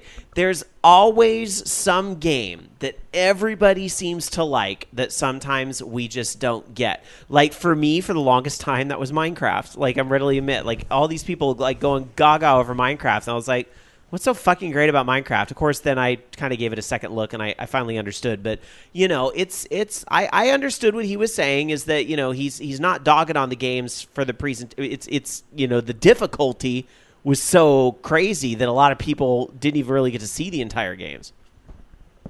Well, I guess I was one of the lucky ones who did. I tell you what, I probably won't be able to go through the entire game and do it again, but I'll sit there and give it my damnedest to do it. You're hardcore, my friend. That's why. No, I'm not hardcore. It's just that there are some games that are out there. Either they're so easy you'll play it through all over again multiple times, or it's so hard that you just won't give up. You just play it right through, and it's just fun and enjoyable. Now, if you want to talk about a game that's a pain in the ass to complete, The Simpsons, Bart vs. Space Mutants. You mean to tell me I got to get through the entire level without getting hit twice? Come on, son. Well, how about you want like a hard game? How about like Battletoads or Ghosts and Goblins or some of that insane shit? Or the fact that Rygar didn't have a save feature or even a password feature? Like, what the fuck? Whoops is all I have to say about that. Exactly. All right, Rama, did you just call in to yell at Jason? Actually, no. I wasn't actually going to call in at all because I was going to talk about something, but since Nemesis 47 opened the floodgates to turn the chat into general population, and the fact that you mentioned Anime Expo, I have something to say. All right. Well, the floor is yours, sir. Well, thank you. As you know, at Anime Expo, they made the big announcement that about Viz and Toei about Sailor Moon and Sailor Moon Crystal. The entire dubcast was doing the various voices. Well, upon hearing about Sailor Moon Crystal, I have been working on a little project on the side, and I did a soft release on my Facebook earlier today, and I'd like to announce that I am working on a brand new podcast. Yay, you're becoming a bigger podcast whore than me. Almost. Yes. No, I did see this on Facebook earlier. How exciting. Tell us more. Well, it's called The Crystal Chronicles, a Sailor Moon podcast, where it'll be me, Mako-chan, Seiya, Yaten Kao, and my friend Yosenex. Every other week when there's an episode, we're going to sit down for about a good 45 minutes, have some tea, have some coffee, some scones, and we're just going to discuss the episode, compare it between the original anime, the manga, what we liked, and what we didn't like, pretty much. Nice. So is this just going to be a limited run show while we have the new series on air? Yes, it will be a limited run show for as long as the series is going. Gotcha. So it's kind of like my side project, Reading is Fundamental for Drag Race, which, all things considered, Drag Race and Sailor Moon aren't that much different. Well, when you get to Sailor Moon S, it gets like that, yes. And Sailor Moon S, yes, it does. Darkstalker, did you watch the new Sailor Moon? I know you've got... Yes. What'd you think? It was good. Yeah? Okay. She was up with me at 6 o'clock a.m., 3 p.m. your time watching it, okay? Well, Nemesis47 in chat says, I want to listen to this podcast, so please tell us more. Where can I download The Crystal Chronicles? You can download it at www.thecrystalchronicles.com. The episode series will be on iTunes later this week. I am shooting for a Thursday release. Wait a minute. I am currently waiting on iTunes to approve of the feed and all that good stuff. So, like, Final Fantasy Crystal Chronicles was a thing years and years ago, yet you got the domain, thecrystalchronicles.com? Yes, because crystalchronicles.com is going for about almost $12,000. Yeah, well, it's because of that game from several years ago, so...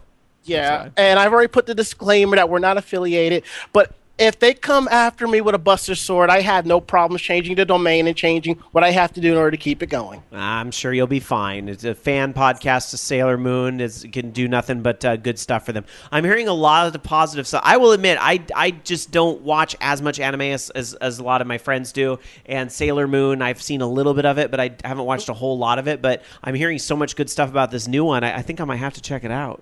You definitely going to have to check it out. And I know Alan's probably going to be watching it too. He hasn't watched it yet.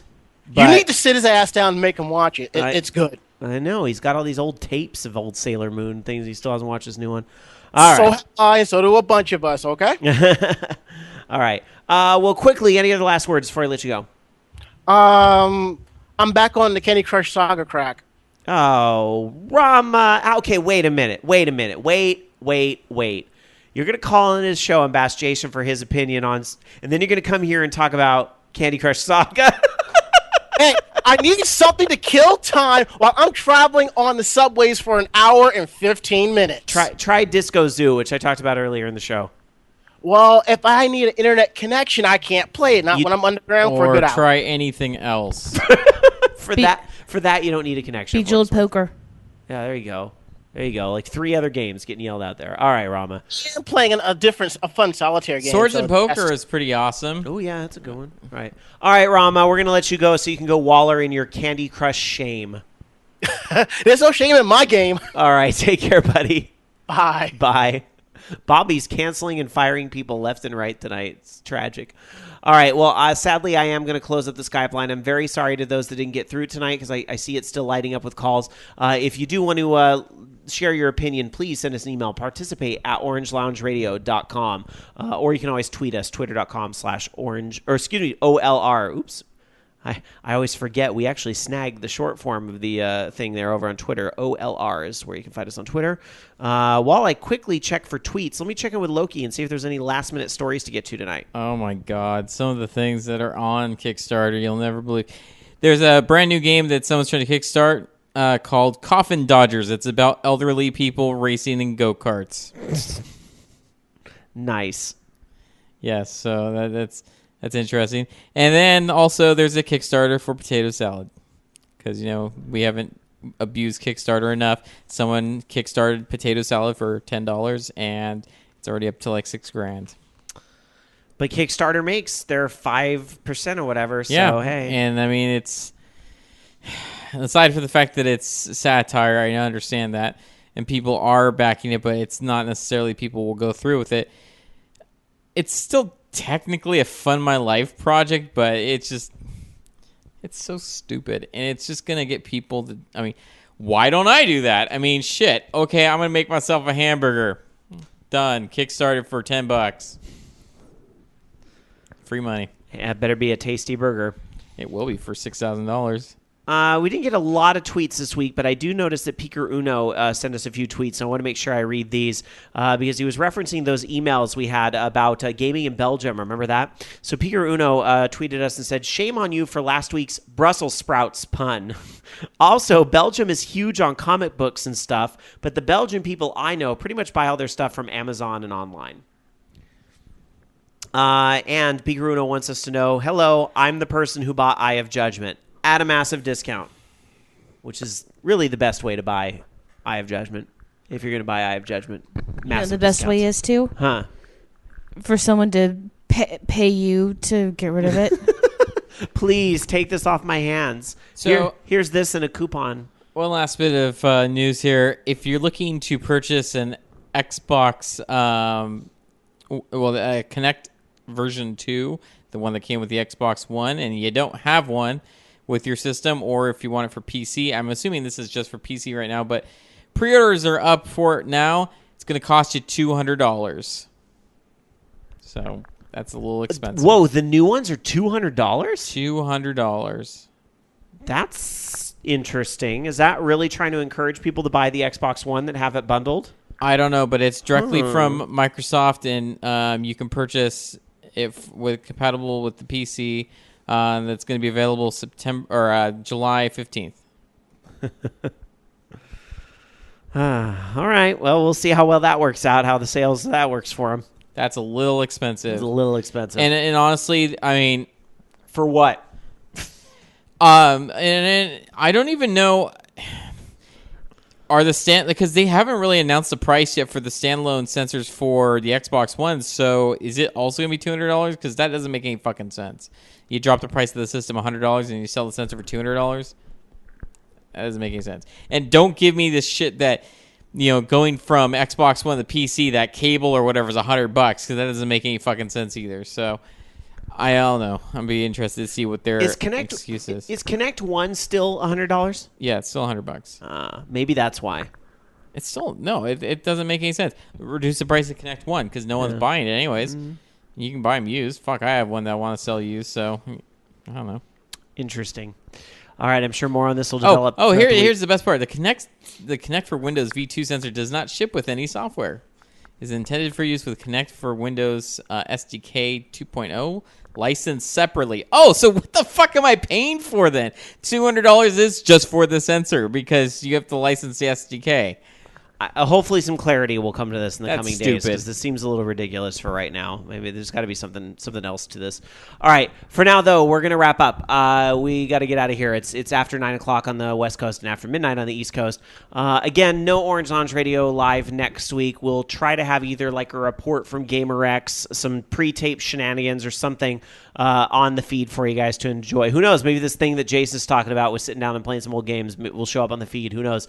But a big thanks to those of you guys that do come out and support us every week. As we say here at Orange Lounge Radio, we don't ask you for your money. We're not going to kickstart a potato salad or a hamburger as a cheap way of getting your money. All we ask, please tell a friend or 2 or 5 about the show. Spread the word about Orange Lounge Radio. Nice reviews go a very, very long way. So if you could take 2 minutes out of your day and just write a nice review for iTunes or Stitcher Radio or wherever you found this show, it would be greatly appreciated by us here at OLR. It is time to go around and get everybody's final thoughts so we can wrap up for the night. I will start tonight. I don't usually start. So my final thought is I need to cash in all the change in that jar. That might be my beer money for this weekend. Dark Sakura, your final thought. They did make the orange chicken spicier, and I've been breaking out in hives as a result. Aw. So no more orange chicken for me. Boo, Panda Express. But didn't they add bacon to it? There's with and without. Get either. But they charge 50 whole extra cents for bacon. Per serving. My favorite is you know what? No, if Panda's going to make Jamie break out in hives, I'm not going to talk about what I like there because I'm not going to give them free advertising. Go ahead. I don't care. It was just all right, I like the Angus steak is really good. They're not the one that gave me my allergy to pepper enzymes. That's true. All right. See you in a few days, Dark Sakura. We're going to be together for 4 whole days. You want to go to the Jewish Museum with me and Tamara? No, I'm going to a gay party. Well, I'm going to go get some culture, so nah. Me too. What? All right, girl. Last but not least, Loki, your final thought. I guess it's work as usual next week. Well, good luck with all of that.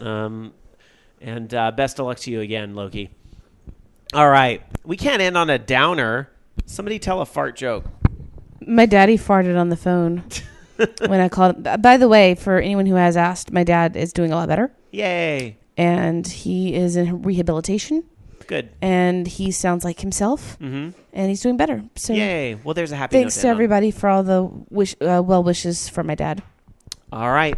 Well, thanks to all you guys for listening to the show, for downloading the show and supporting the show. We'll be back here in studio in 2 weeks with an all-new Orange Lounge Radio. Until then, have a wonderful week. See you guys at GamerX. Those of you that are going, for everybody else, have fun with whatever it is you do this next weekend. We'll see you in a couple weeks. Happy gaming, and stop being mean to each other online. Be nice. Don't be a dick. Good night. You've been listening to Orange Lounge Radio. Orange Lounge Radio is a production of OLR Studios. To join us for a live show, tune into VogNetwork.com Sunday nights at 6 p.m. Pacific, 9 p.m. Eastern. The views and opinions expressed in this program do not necessarily reflect those of the staff of Orange Lounge Radio or VOG Network, but you know they were all still true. See you next week.